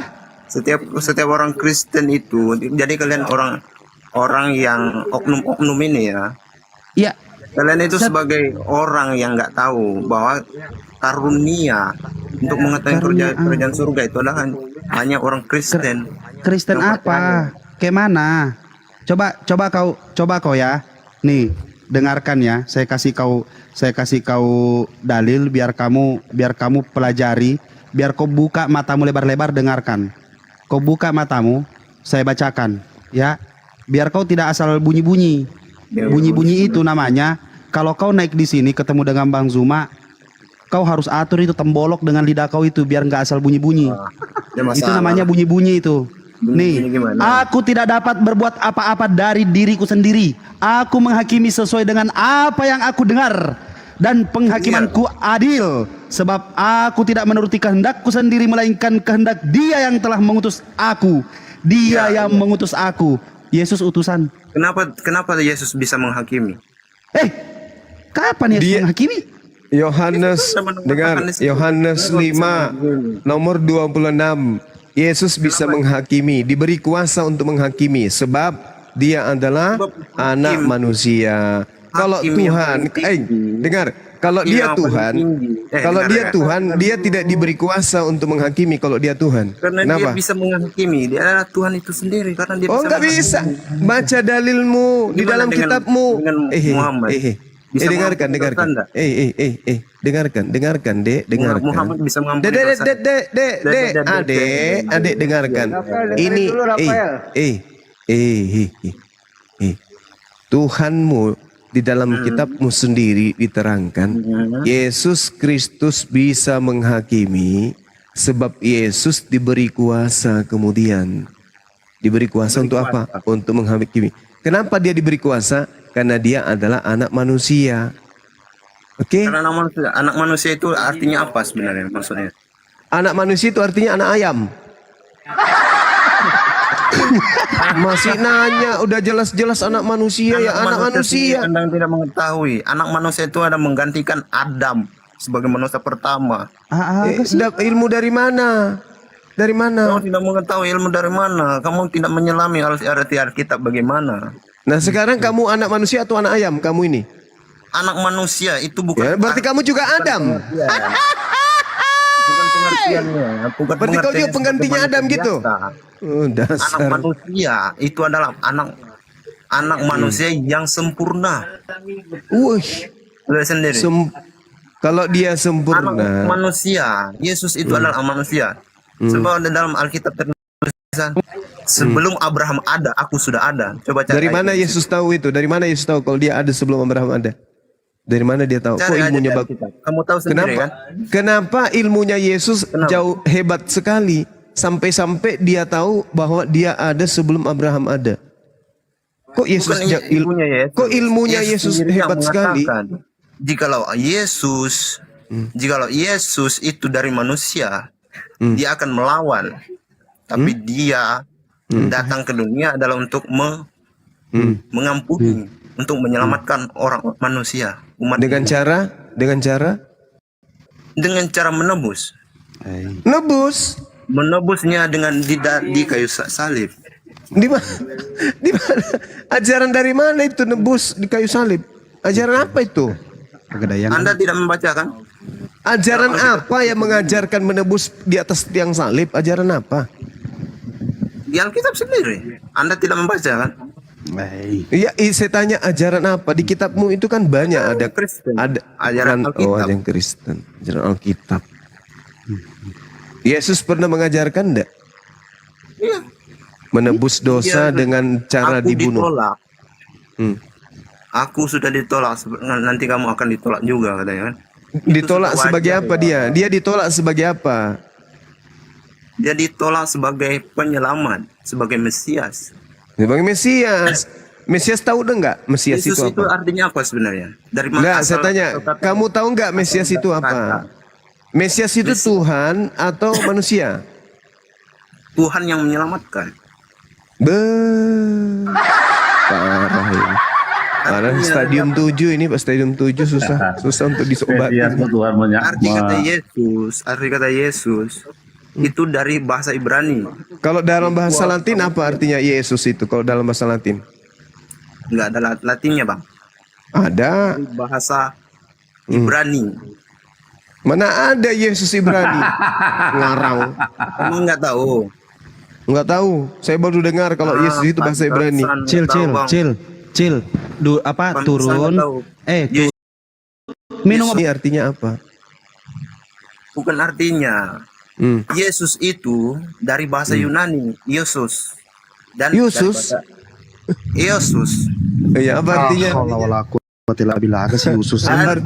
Yesus itu dari bahasa Ibrani, Yeshua HaMashiach. Arti Yeshua HaMashiach itu artinya tahu tidak? Apa artinya? Tuhan yang menyelamatkan umatnya. Berarti kalau ada nama mengatasnamakan Tuhan, berarti dia Tuhan gitu. Itu bukan sejarah ini, Bang. Berarti Samuel Tuhan. Berarti Ismail Tuhan. Karena semuanya itu adalah nama-nama Tuhan, nama-nama yang dinisbahkan, disandarkan kepada Tuhan. Berarti mereka semua Tuhan gitu. Ismail itu enggak ada kata Tuhannya di situ, Bang. Siapa bilang? Nih Kristen di bawah nih. Nih dia nih. Nih ngancurin agama kalian nih. Nih dia Rafael nih. Nih, pokoknya diobrak-abrik nih ajaran lu nih sama si bocil nih. Jadi Pokoknya Rafael, hancur Kristen. Hancur ajarannya. Rafael, Ismail itu artinya Tuhan mendengar. Shema, dengar. El itu Tuhan. Ismail. Shema Israel Adonai Eloheinu Adonai Ehad. Jadi bukan nggak ada bahasa, justru Ismail itu bahasa Ivri, bahasa Ibrani. Ismail itu Ismail, bukan Ismail. Itu Ismail, bukan Ismail. Nggak ada. Kalau bahasa Ibrani, Ismail. Apa aja itu? Isma artinya mendengar. El artinya Tuhan. Ismail, Tuhan mendengar. Nabi kami nggak ada namanya Ismail. Hama. Emang Kristen punya nabi? Kristen punya nabi? Punya nabi. Enggak, saya tanya, emang Kristen punya nabi? Ya jelas. Punya Bileam.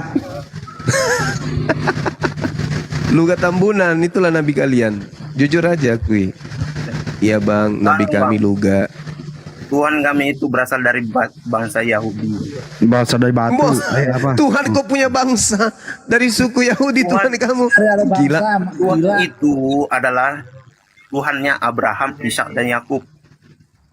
Iya, tapi dia bukan berbangsa dan tidak bertanah air. Dia mempunyai bangsa.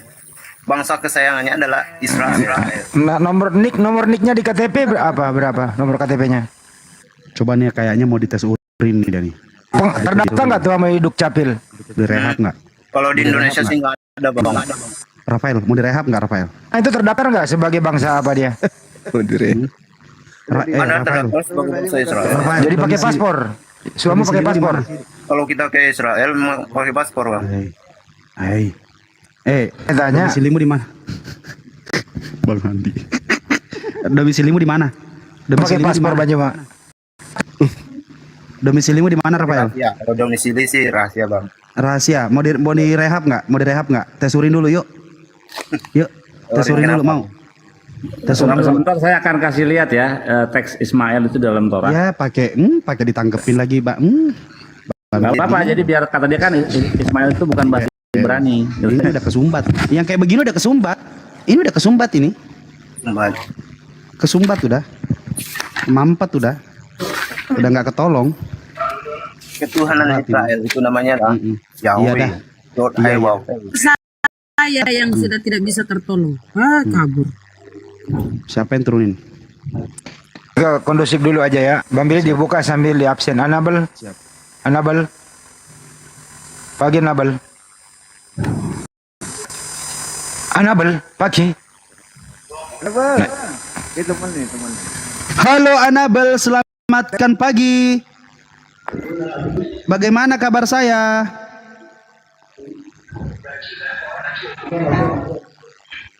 Mungkin dia masih dalam kesibukan. Oke, bagaimana? Yang ada yang mau dibengkokkan setelah semuanya sudah lurus? Silakan, Anabel. Ya, bisa dibesarkan. Jaringan saya agak parah. Kebetulan saya lagi di luar kota. Bisa dibesarkan tadi yang mengatakan bahwa Ismail itu bukan bahasa Ibrani nih. Ismael. Jadi dari dua suku kata. Isma dengar, El itu Tuhan. Tuh. Bukan Ismail tulisannya, Ismael kalau kita menyebutnya. Itu. Ya, jadi arti dari Ismail Tuhan mendengar. Jadi, apakah Ismail itu Tuhan? Tidak. Bang Billy, kenapa kalau di Kristen itu Ismail itu cenderung dikesampingkan ya, gitu ya? Cenderung mengatakan ibunya dari budak lah, segala macam begitu. Menurut pandangan Yahudi seperti apa, Bang Billy? Ismail itu ya, yang memberi nama. Justru dari sekian banyaknya 7 orang ya, 7 orang yang diberi nama oleh Tuhan dan langsung salah satunya ialah Ismail. Jauh sebelum Ishak, jauh sebelum nama-nama Tuhan yang kasih. engkau akan mempunyai seorang anak dan engkau berikan namanya Salomo, berikan namanya Ismail, ya. Ismail, Tuhan mendengar. Apakah Ismail itu Tuhan? Bukan. Nah, terus Ismail itu kalau di dalam Midras atau oral Torah kami, Ismail itu belajar Torah karena bapaknya Abraham mengajarkan Torah. Torah di zaman Abraham itu sifatnya oral atau lisan, bukan tertulis, turun-temurun dikasih tahu. Termasuk sunat itu juga oral sifatnya. Makanya kami menyunatkan anak. Sama dengan Immanuel ya, Immanuel. Dia pikir itu Yesus Immanuel. Iya, padahal nggak ada untuk Yesus. Jadi Yudaisme percaya kalau Ismail nanti itu akan beranak cucu berbangsa-bangsa ya. Percaya nggak Yudaisme? Di dalam Torah ada dari mereka ada 12 pangeran, princess yang jadi raja, dan ada bagian tanah mereka juga punya tanah diberikan oleh Tuhan. Jadi Ismail itu adalah bangsa yang diberkati oleh Tuhan juga karena dialah yang justru yang pertama disunat gitu. Bang Billy, Dari anak-anak. Bang Billy, Anda merasa apa sih kalau kita panjang diacak-acak, dikorup begitu? Nggak merasa marah, santai aja bagaimana sih Bang Billy? Merasa geli aja, geli gitu. Geli dan lucu, datang-datang, wah, roh Allah ada di kejadian. Bagaimana ada roh Allah, anginnya daripada Tuhan yang ada. Itu dari kemarin. Sejak dari zaman dulu itu diajarin, mereka nggak ngerti-ngerti itu. Apalagi para pemuja Septuaginta itu, aduh. Kitab Anda loh dipakai menubuatkan Tuhan mereka. Gimana itu Bang? Ya makanya Rabbi Tovia Singer, Rabbi Michael Schobach yang ada di Kanada itu juga memulai pergerakan ya, baru abad 20 inilah. Para orang-orang Yahudi, para rabi-rabi itu membuat pergerakan yang namanya Jews bukan Jews for Jesus, Jews for Jewish, Jew for Jewish. Nah, oleh karena pergerakan ini adalah aksi respon dari orang-orang Kristen yang membuat pergerakan Jew for Jesus, jadi memperkenalkan, mencoba mengkonvert orang Yahudi menjadi masuk ke login ke agama Kristen. Makanya pergerakan ini muncul untuk menangkal, memberi pengertian, meluruskan bahwa apa yang selama ini diajarkan mereka lewat perjanjian baru yang mengklaim tanah bahwasanya penubuatan Yesus ada di dalam kitab Kejadian, di kitab Yesaya, di kitab Zakaria, di semua kitab-kitab yang mereka klaim ada di kitab Mazmur, semua itu ternyata tidak demikian, tidak benar adanya. Gitu. Semua bisa ditangkis, diluruskan dengan sangat baik. Gitu. Jadi satu titik pun di sana itu ya tidak ada nubuatan terhadap Yesus gitu.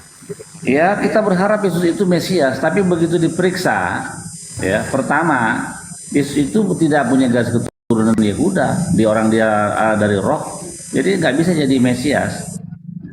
Jadi maka punahlah harapan kami untuk Yesus itu menjadi Mesias waktu dia dulu itu. Oke Bang Andi itu ada. Dipanggil tawatnya ada. Dan makanya lu jangan pakai kita. Enggak tuh, lu nggak boleh lagi pakai kitab orang, lu salah gunain. Mana tenable? Jadi kalau ada pergerakan seperti itu, Kristen terancam dong, Bambil. Kristen terancam dong. Dia kan mau mencoba untuk mengkristenkan Yahudi dengan bangganya mereka selalu selalu mengatakan Yahudi ini, Yahudi itu, gitu kan. Sedangkan mereka Yahudi ini tidak mengakui, ada berapa banyak tidak mengakui Kristen ini ajaran apa. Sekarang kalau ngabarin Injil ditangkap, nggak boleh. Ditangkap kan? Nggak boleh. Boleh. Resikonya sangat besar, resikonya pasti diludahin, itu pasti dihina, itu. Dan memang mereka cari gara-gara biar mereka itu menderita di dalam Yesus katanya. dari Tuhan di dalam Yesus. Itu tanah orang ya. Di tanah orang Yahudi, mereka di situ mempraktekkan Torah, tiba-tiba ada praktek avodazara, penyembahan terhadap manusia. Jelas mereka marah.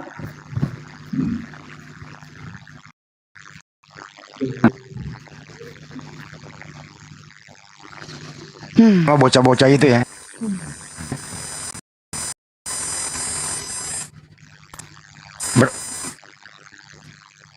Nebel, ada yang mau disampaikan nggak Nebel? Ya, saya nggak tahu pembahasannya yang mana ya. Saya tamu di sini. Itu ada Tidak apa-apa, langsung aja. Pokoknya bengkokin aja yang udah lurus. Ya, kebetulan saya bukan seperti Ar-Rasyid gitu. Kenapa? Kenapa, Anabel? Kebetulan saya tidak bisa membengkokkan yang lurus gitu.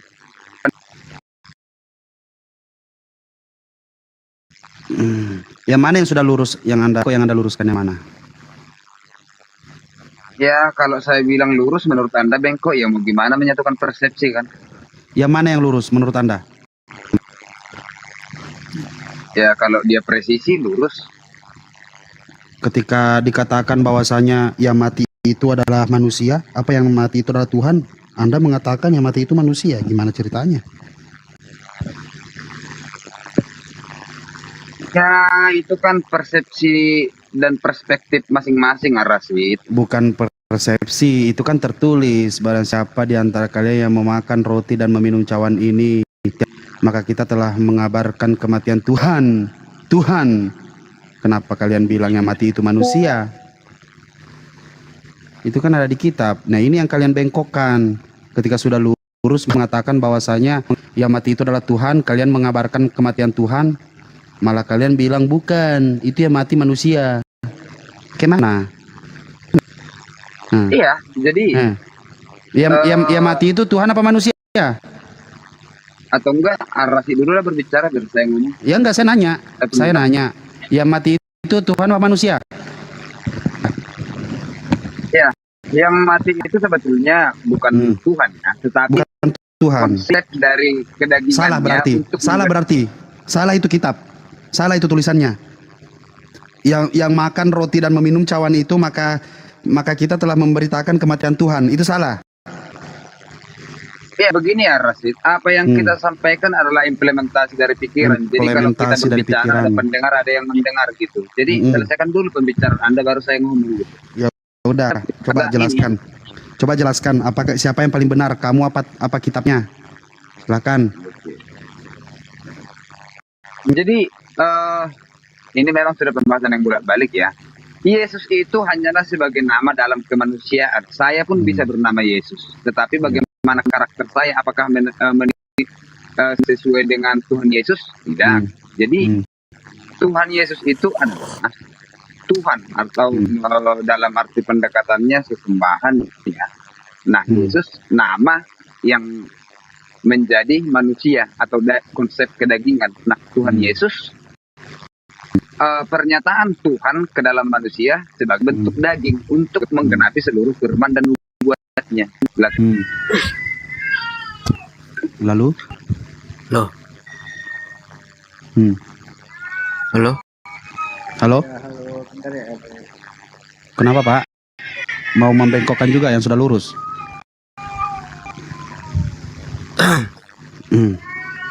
Bisa dengar suara saya? Kedengaran Pak? Jelas suaranya. Ini dari tadi yang dipertanyakan kok ketuhanan dari agama lain ya? Iya, karena memang ada banyak yang rancu di situ Pak. Biar aja Bang Henry, biar aja. Saya boleh bertanya tentang ketuhanan kalian nggak? Silakan. Boleh. Iya boleh. Bisa kalian artikan Allah yang kalian sembah itu ke saya? Bunyi kucing tuh di mana itu ada kucing? Bukan kucingmu itu Ere. Iya kucing di sini lagi berantem. Suruh diam dulu, suruh diam. Tidak ada artinya. Tidak ada artinya karena itu nama yang dicolong di kitab kalian dan kalian pakai nama sesembahan kami yaitu Allah. Maksudnya? Ya. Makanya buka mulutnya lebar-lebar biar mendengar. Allah itu tidak ada artinya karena itu nama sesembahan kami yaitu Allah Subhanahu wa taala. Nah, kata Allah ini kalian ambil, kalian comot, pasang-pasang di biblos kalian. Makanya kalian bilang sedangkan di situ tulisannya ALLAH, tapi kenapa kalian baca Allah Bapa? Kan Enggak, Allah. jadi kalian enggak Oke. menyembah Allah gitu. Sebentar Bang Eren, sebentar. Jadi Allah di dalam Alkitab sama di dalam Allah di dalam Al-Quran sama. Enggak, aku tanya dulu. Kalian menyembah Allah atau enggak? Allah Subhanahu wa taala, kami menyembah Allah Subhanahu wa taala. Ya terus kenapa enggak kau bilang tadi kayak gitu? Kok kau bilang kau enggak nyembah Allah? Loh, kau bilang jelaskan artinya agak. Enggak. Iya, apa Allah kalian itu artinya apa? Ya apa itu sesembahan kami, nama sesembahan kami. Nama Terus sesembahan. kenapa kau bilang tadi kau enggak nyembah Allah? Siapa ya? Waduh. Berapa botol, Bos? Ya mana? Nah, terus kalian Kok itu menyembah Allah nama karena Allah mau beri Tuhan yang kami sembah itu la tudrikuhul absaru wa huwa yudrikul absara wa huwal latiful khabir. Dia hakikat yang tidak dapat dicapai oleh penglihatan mata manusia, sedangkan dia dapat melihat segala penglihatan makhluk. Dan dia Allah yang maha halus, maha meneliti, maha teliti. Itu Tuhan yang kami sembah. Laisa kamislihi syai', tidak serupa dengan makhluk, tidak serupa. Ya, gimana? Kalian bisa menyembah sesuatu yang tidak berwujud, berbentuk, berasa dan lain-lain itu. Oke. Jadi kami di dalam pengamalan Al-Quranul Karim, Allah Tuhan kami itu menyatakan dirinya kepada kami umat Islam, kepada orang-orang yang kemudian beriman. Di dalam Al-Quranul Karim Allah menyatakan dirinya sebagai pencipta langit dan bumi yang kemudian jelas bisa diketahui keberadaannya melalui ciptaan. Tunggu dulu. Ini kalian tahu bahwa yang tidak berwujud dan tidak berbentuk ini yang menciptakan langit dan bumi dari mana? Bukan tidak berwujud. Tuhan itu wujud, Tuhan itu ada. Wujud itu bahasa Arab, artinya ada. Tuhan itu ada. Makanya dia mengatakan Bagaimana dirinya. kau membuktikan bahwa Tuhanmu ada? Oke, baik. Dengarkan. Anda duduk yang cantik, saya jelaskan. Sanurihim ayatina fil afaq wa fi anfusihim hatta yatabayyana lahum annahul haqq. Kami Tuhan akan memperlihatkan kepada manusia kebesaran tanda-tanda keberadaan kami di segenap penjuru alam semesta, dan kami memperlihatkan diri kami bahkan kepada diri mereka sendiri. Jadi Tuhan kami itu menyatakan keberadaannya pada diri manusia. Contoh. Tunggu dulu. Anda yang tunggu kan Anda bertanya, saya menjelaskan. Anda murid, saya guru. Anda yang menunggu. Sekarang gini. Kalau Anda bisa menjawab saya dengan jujur, berarti Anda itu sudah sampai kepada pengetahuan tentang keberadaan Tuhan. Sekarang gigi Anda itu bertumbuh, rambut Anda itu juga bertumbuh. Siapa yang kemudian menahan pertumbuhan gigi Anda? Jawab saya. Kan Al-Quran mengatakan, aku menyatakan diriku kepada manusia fi anfusihim. Bagi mereka yang berakal, mereka akan menemukan diriku pada diri mereka fi anfusihim. Sekarang saya tanya, rambut Anda itu tumbuh setiap saat, setiap bulan Anda gunting. Kenapa gigi Anda tidak bertumbuh? Siapa yang membatasi pertumbuhan gigi saudara? Jawab. Tidak tahu. Tidak tahu. Baik. Sekarang kuku Anda bertumbuh setiap saat. Tulang rusuk Anda kenapa tidak berkembang seperti pada saat Anda bayi? Sekarang tulang rusuk bertumbuh sampai Anda dewasa. Kenapa tulang rusuk Anda tidak masih bertumbuh sehingga dia melilit di dalam perut Anda sampai berputar-putar selayaknya kuku ketika tidak pernah dipotong? Siapa yang menjaga supaya rusuk Anda itu tidak menusuk daging Anda sendiri sehingga rusuk Anda tidak bertumbuh panjang seperti rambut dan kuku? Itu siapa? Tidak tahu. Tidak tahu. Inilah yang kami sebut Allah Subhanahu wa Ta'ala.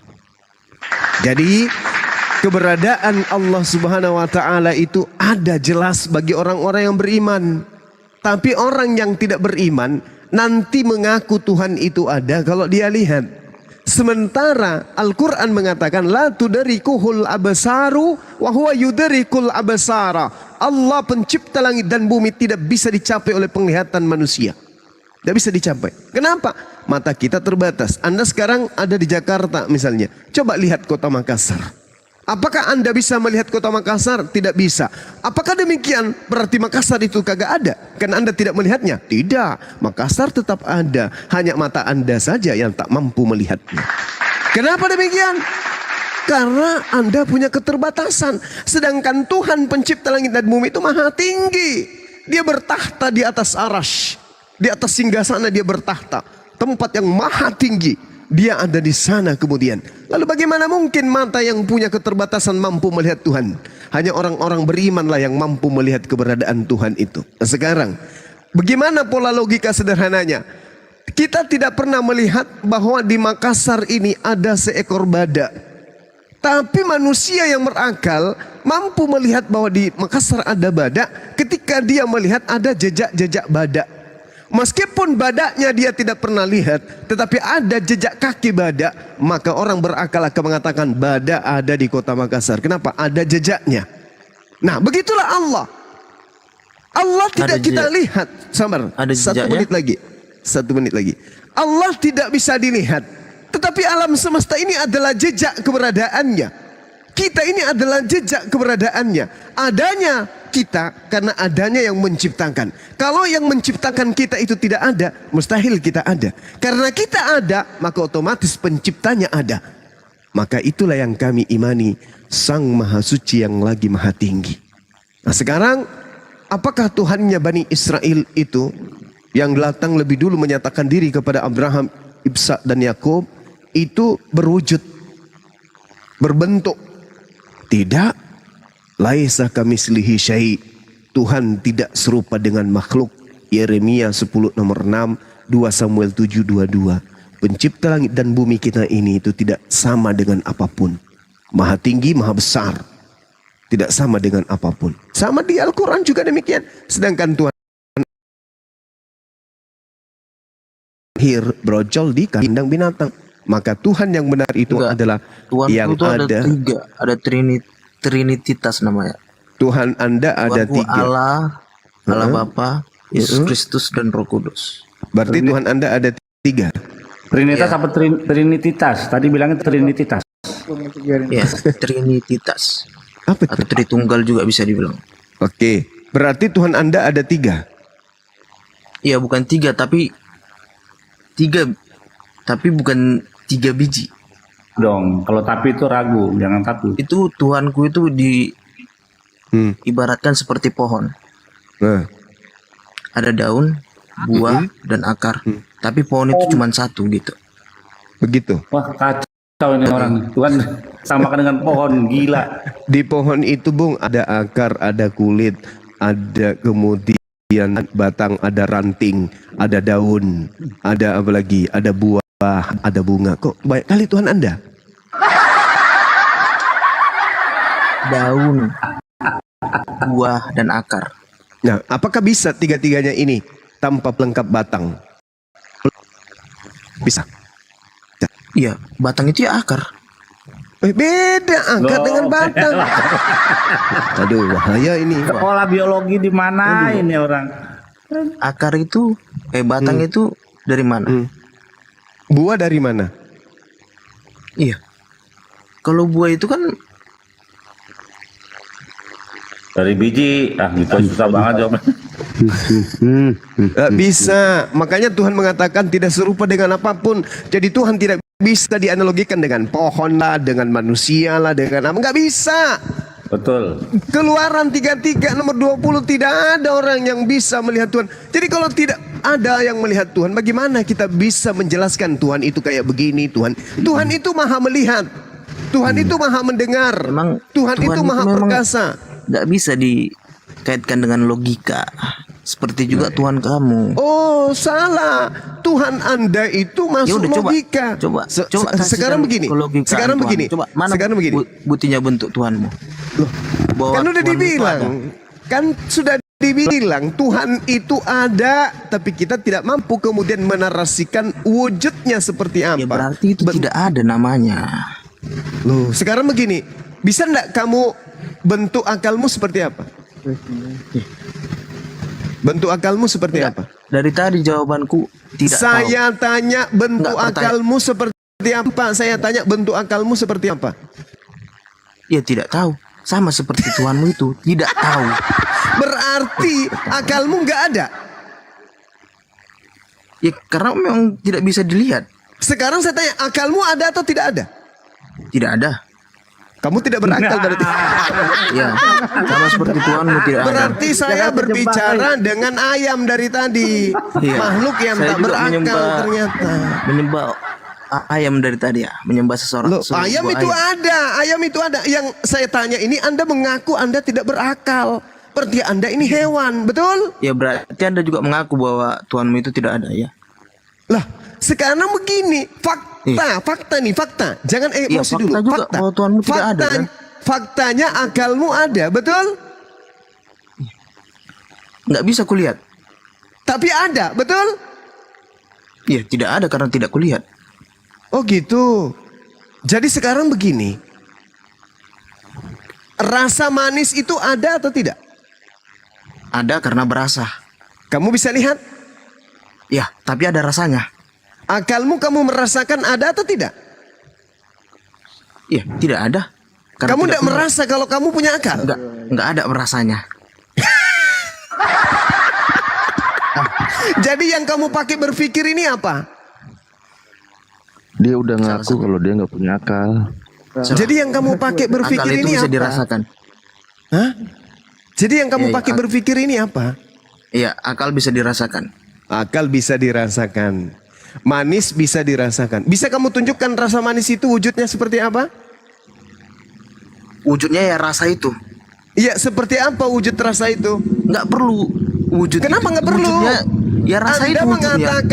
Anda mengatakan wujud itu ada. Artinya bisa dilihat, bisa diraba. Sekarang coba tunjukkan wujud manis itu kayak mana? Wujud itu ya rasa itu wujudnya. Nah, saya minta wujudnya. Ya rasa itu wujud dari asin itu. Dari manis itu. Nah sekarang begini. Apakah kamu tidak merasakan adanya keseimbangan dalam kehidupan kita di alam semesta ini? Ada yang membuktikan bahwa itu. Saya tanya, apakah keseimbangan yang kamu diberikan oleh Allah? Apakah Anda tidak merasakan adanya keseimbangan di alam Ya, semesta saya ini? merasakan. Merasakan. Siapa yang mengadakan itu? Yang pasti bukan Tuhanmu.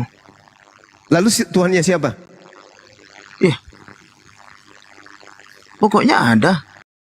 Ya ada, itulah yang kami sembah. Itulah yang kami sembah. Tuhan jadi pencipta kalian langit nyembah dan alam. bumi. Kenapa? Kalian nyembah alam. Yang kami sembah adalah yang menyatakan dirinya melalui Agama Buddha juga dong. sanurihim ayatina Agama Buddha fil pun afaq menyatakan bahwa wa fi ampusihim. Kami dia. akan memperlihatkan kepada mereka tanda-tanda kebesaran, keberadaan, kenyataan kami di segenap penjuru alam semesta. Tunggu dulu, nggak usah kau panjang kali lebar. Ayat kitabku mengatakan begitu, nggak bisa. Anda mau maksa untuk menolaknya silakan. Agama Buddha Tapi juga Anda dong. Agama tapi Buddha Anda juga mengakui bahwa penciptanya yang menciptakan bumi dan langit ini. Tapi mereka punya sesembahan berupa patung Buddha. Iya, itu hanya Siddhartha simbol. Gautama, inkarnasi Itu dari hanya Tuhan simbol. mereka. Sama Ya, seperti berarti- kamu. Yesus juga adalah simbol. Ya, tanya dulu. Berarti kau nyembah tulisan dong? Ya, kenapa jadi tulisan? Laisa Ya, tadi kau bilang kamislihi orang syai. itu patung, nyembah patung. Laisa kamislihi syai. Tuhan tidak serupa dengan apapun. Tidak serupa Ya dengan udah. tulisan. Ayo. Itu kalimat dari agamamu itu, Tuhan itu tidak. Lah, yang ini. baca Yeremia 10 nomor 6. Nggak perlu kau bawa. agama lain. Oh nggak bisa, Coba kau karena itu jelaskan dulu. ajaran para nabi, Tadi- nggak bisa. tadi kau Kami bilang beriman agamamu- kepada nabi-nabi. Enggak, Nggak dengar bisa, dulu. nggak bisa bang. Nggak bisa Nggak, kamu dengar paksa dulu. saya kayak gitu. Agamamu kau bilang tadi memiliki logika yang paling waras kan? Ya betul. Iya. Sekarang Aku begini, tanya dari tadi alam mana? semesta, dengarkan, Coba dengarkan. logikakan. Alam, gimana? Gimana? Logikakan Tuhanmu itu, coba. Ada bisa kau Bisa, sangat bisa. Kau Kan tadi, wujudkan kan penampakan tadi Tuhanmu sama aku. dengarkan saya, Bung, dengarkan saya. Tuhan saya mengatakan kami akan memberikan tanda-tanda kebesaran kami pada kan diri. tertulis di agamamu atau kitabmu kan? Kamu kan minta Itu ke bukan agama saya, membuktikan. berarti menggunakan kitab saya, bukan kitabmu. Ya memang karena ketuhanan itu nggak bisa dilogikakan. Lah gimana sih? Dan ketuhanan itu punya kebenarannya masing-masing. Yesus itu masuk logikamu atau tidak? Yesus itu bahwa dia manusia, kemudian Aku tanya dulu, dia adalah Allahmu masuk ciptaan. logikamu nggak? Susah kalau dialog tidak pakai akal. Masalahnya kamu sudah mengaku akalmu nggak ada. Itu kan saya udah puralat. Cuman aku merasakan. Oh sudah ada kamu ralat. Emang Kamu sudah ralat kayak gitu. bagian itu. Cuman Sekarang ada rasa. ada rasa. Nah sekarang gini, saya juga merasakan keberadaan Tuhan saya. Nggak bisa itu. Loh, sekarang ketika saya tidur, yang menjaga denyut jantung saya siapa? Karena tubuh itu. Tubuh saya mampu bekerja menjaga sesuai denyut dengan- jantung? Iya, karena kan ada tubuh itu bekerja. Ya, yang membuat bekerja siapa? Saya kan lagi tidur, lagi nggak sadar. Ada Siapa? Ada, tapi yang pasti Siapa? bantuanmu. Siapa? Ada. Siapa? Ya memang nggak bisa dianalogikan dengan logika, udah aku bilang. Ya, gila, kau gila, udah kau turun, kau turun berarti. Udah aku Kau hanya menolak, kau hanya menolak Tuhan yang maha suci lagi maha tinggi. Kamu hanya menolak, kamu gak ada ilmu sayang. Kamu turun, kau ke gereja, dua orang yang ngomong udah dua orang yang mau ngomong bahwa Tuhan itu di luar akal. Yang tadi kamu ke gereja, kamu di sana, ambil air cebo, ambil air 1 sendok ya. Habis itu kau tidur. Minggu kau sembah lagi Tuhan kau itu. Enggak berakal. Dia nggak tahu kalau akalnya ada. Ya. Enable, silakan. Hei.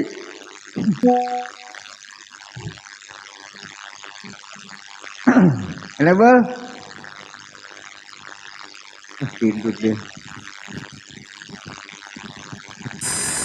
Waduh.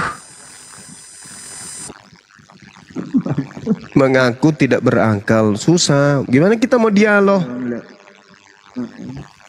Ngaku Ya, nggak berakal. Iya. Ya, ngomong, silakan.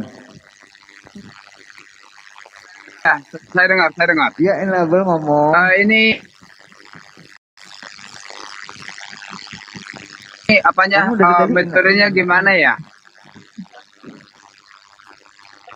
Ya udah ngomong dulu, silakan. Yesus itu bisa nggak dilogikakan, Bang, Ya, menurut silakan, saudara? Bang, silakan. Ini Dia metodenya- dikandung 9 bulan, Gimana? Dua arah atau satu arah? dikandung Tanya 9 jawab. bulan, habis itu dia lahir, habis itu dia lapar, habis itu dia habis itu dia kemudian nenen, habis itu kemudian dia pipis, habis itu dia disunat, habis itu dia makan dan seterusnya. Itu masuk logika ndak Yesus ini kalau dilogikakan dengan keadaannya, dengan kodratnya dia kayak gitu, itu masuk logika nggak menurut saudara? Silakan, Enable. Ketika dia ngantuk, dia tidur. Ketika dia lapar, dia makan. Ketika kemudian dia was-was, dia berdoa kepada Sang Tuhan. Itu masuk logika enggak kalau misalnya kita kan kodratnya bahwa dia ini adalah manusia? Menurut saudara, dengan keadaan Yesus seperti itu, masuk akal tidak? Benar tidak ketika Bang Suma mengatakan itu adalah kodrat manusia? Masuk akal tidak? Bang. Masuk kandang. Masuk kandang. Yo sir, selamat pagi. Assalamualaikum warahmatullahi wabarakatuh. Waalaikumsalam. Iya, saya alhamdulillah Muslim. Saya hanya ingin berbicara sebentar sama Bang Suma. Bang Suma semangat terus ya. Saya suka dialog Anda. Insya Allah Terima kasih, Allah membalas kebaikan Anda dengan segala macam. Insya Allah Amin. barokah umur ya, barokah rezeki ya. Dan segalanya tentunya saya bersyukur bisa masuk di sini. Terima kasih rekan-rekan semuanya. Saya Ardiansah. Tolong diturunkan host. Saya hanya dulu, jangan turun dulu. Sebentar. Pak Ardiansah, satu pesan kami, Pak Ardiansah, kalau jual tanah warisan jangan lupakan kami ya. Insya Allah. Inggi saya nggak ada ilmu Pak, saya cuma ingin nonton saja gitu. Pak. Iya siap. Terima kasih Bang Juma, terima kasih, semangat terus. Sama-sama Bang. Kedua Bang Ardiansah, kalau ingin jual tanah warisan itu Ibes Makelar Tanah, jadi hubungi Ibes saja ya. Siap Pak Bang, siap. Terima kasih ya host, tolong diturunkan host, nggak tahu caranya. Ya terus ya Pak. Allah ya, terima kasih sama-sama.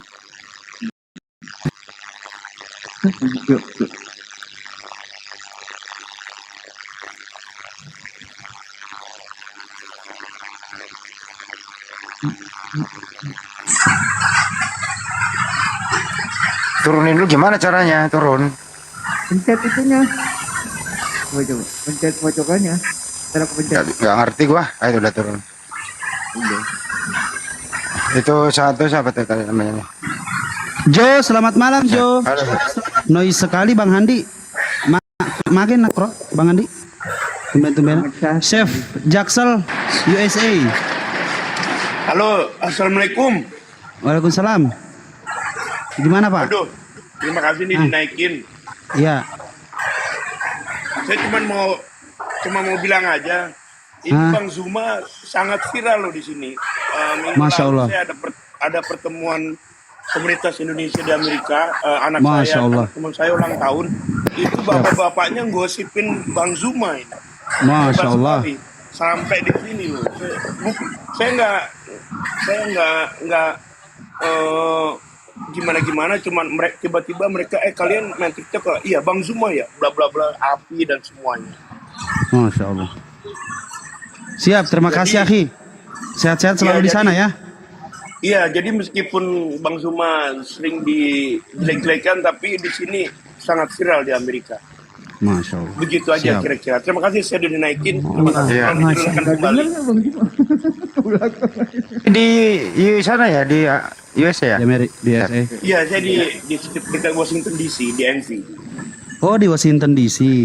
Iya, Iya, oke. sekitar Di daerah mana, Pak? Saya di Virginia. Arlington, Virginia.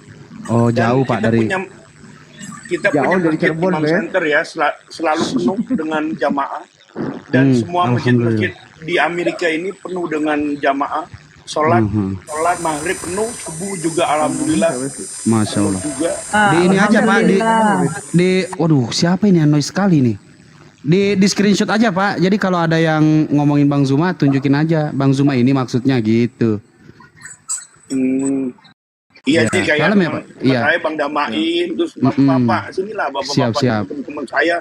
Kita ngomongin ternyata mereka sering nonton Bang Zuma di sini. Ada Masya 5 Allah. orang, 6 Siap. orang, 5 orang semuanya ada nonton. Masya Allah, siap. Sehat selalu ya Pak ya di sana ya Pak ya. Salam buat keluarga di sana. Semoga sehat selalu Pak. Sehat selalu. Dan di dekat Amin. rumah saya ini ada masjid penuh juga. Oh, iya. Alhamdulillah. Di Washington Iya, DC masjid penuh juga orang kita, orang Islam. Terus Iya, masjid kalau kita di Maryland kalau di penuh juga. kalau di Virginia memang di sana banyak komunitas Muslim di sana karena semua perantau-perantau diarahkan ke sana. Kalau di daerah ini Pak, daerah apa? Daerah pemerintahan kan itu di Washington DC. Iya, daerah pemerintahan dan Iya, banyak kalau bisnis di lah di sini. kalau di New York City beda lagi. New Siap Pak York Chef juga Jaksel. penuh juga. Kenapa Pak? Oh ya, terima kasih.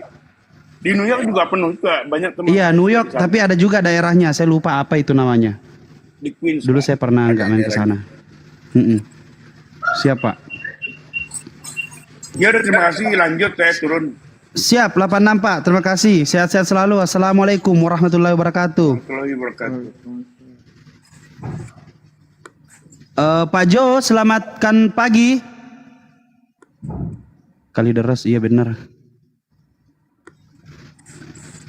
Dulu saya pernah tinggal di sana sekitar berapa? Kalau nggak pernah tuh kayaknya. Halo Jo, selamat pagi. Halo. 3, 2, 1, pegangan.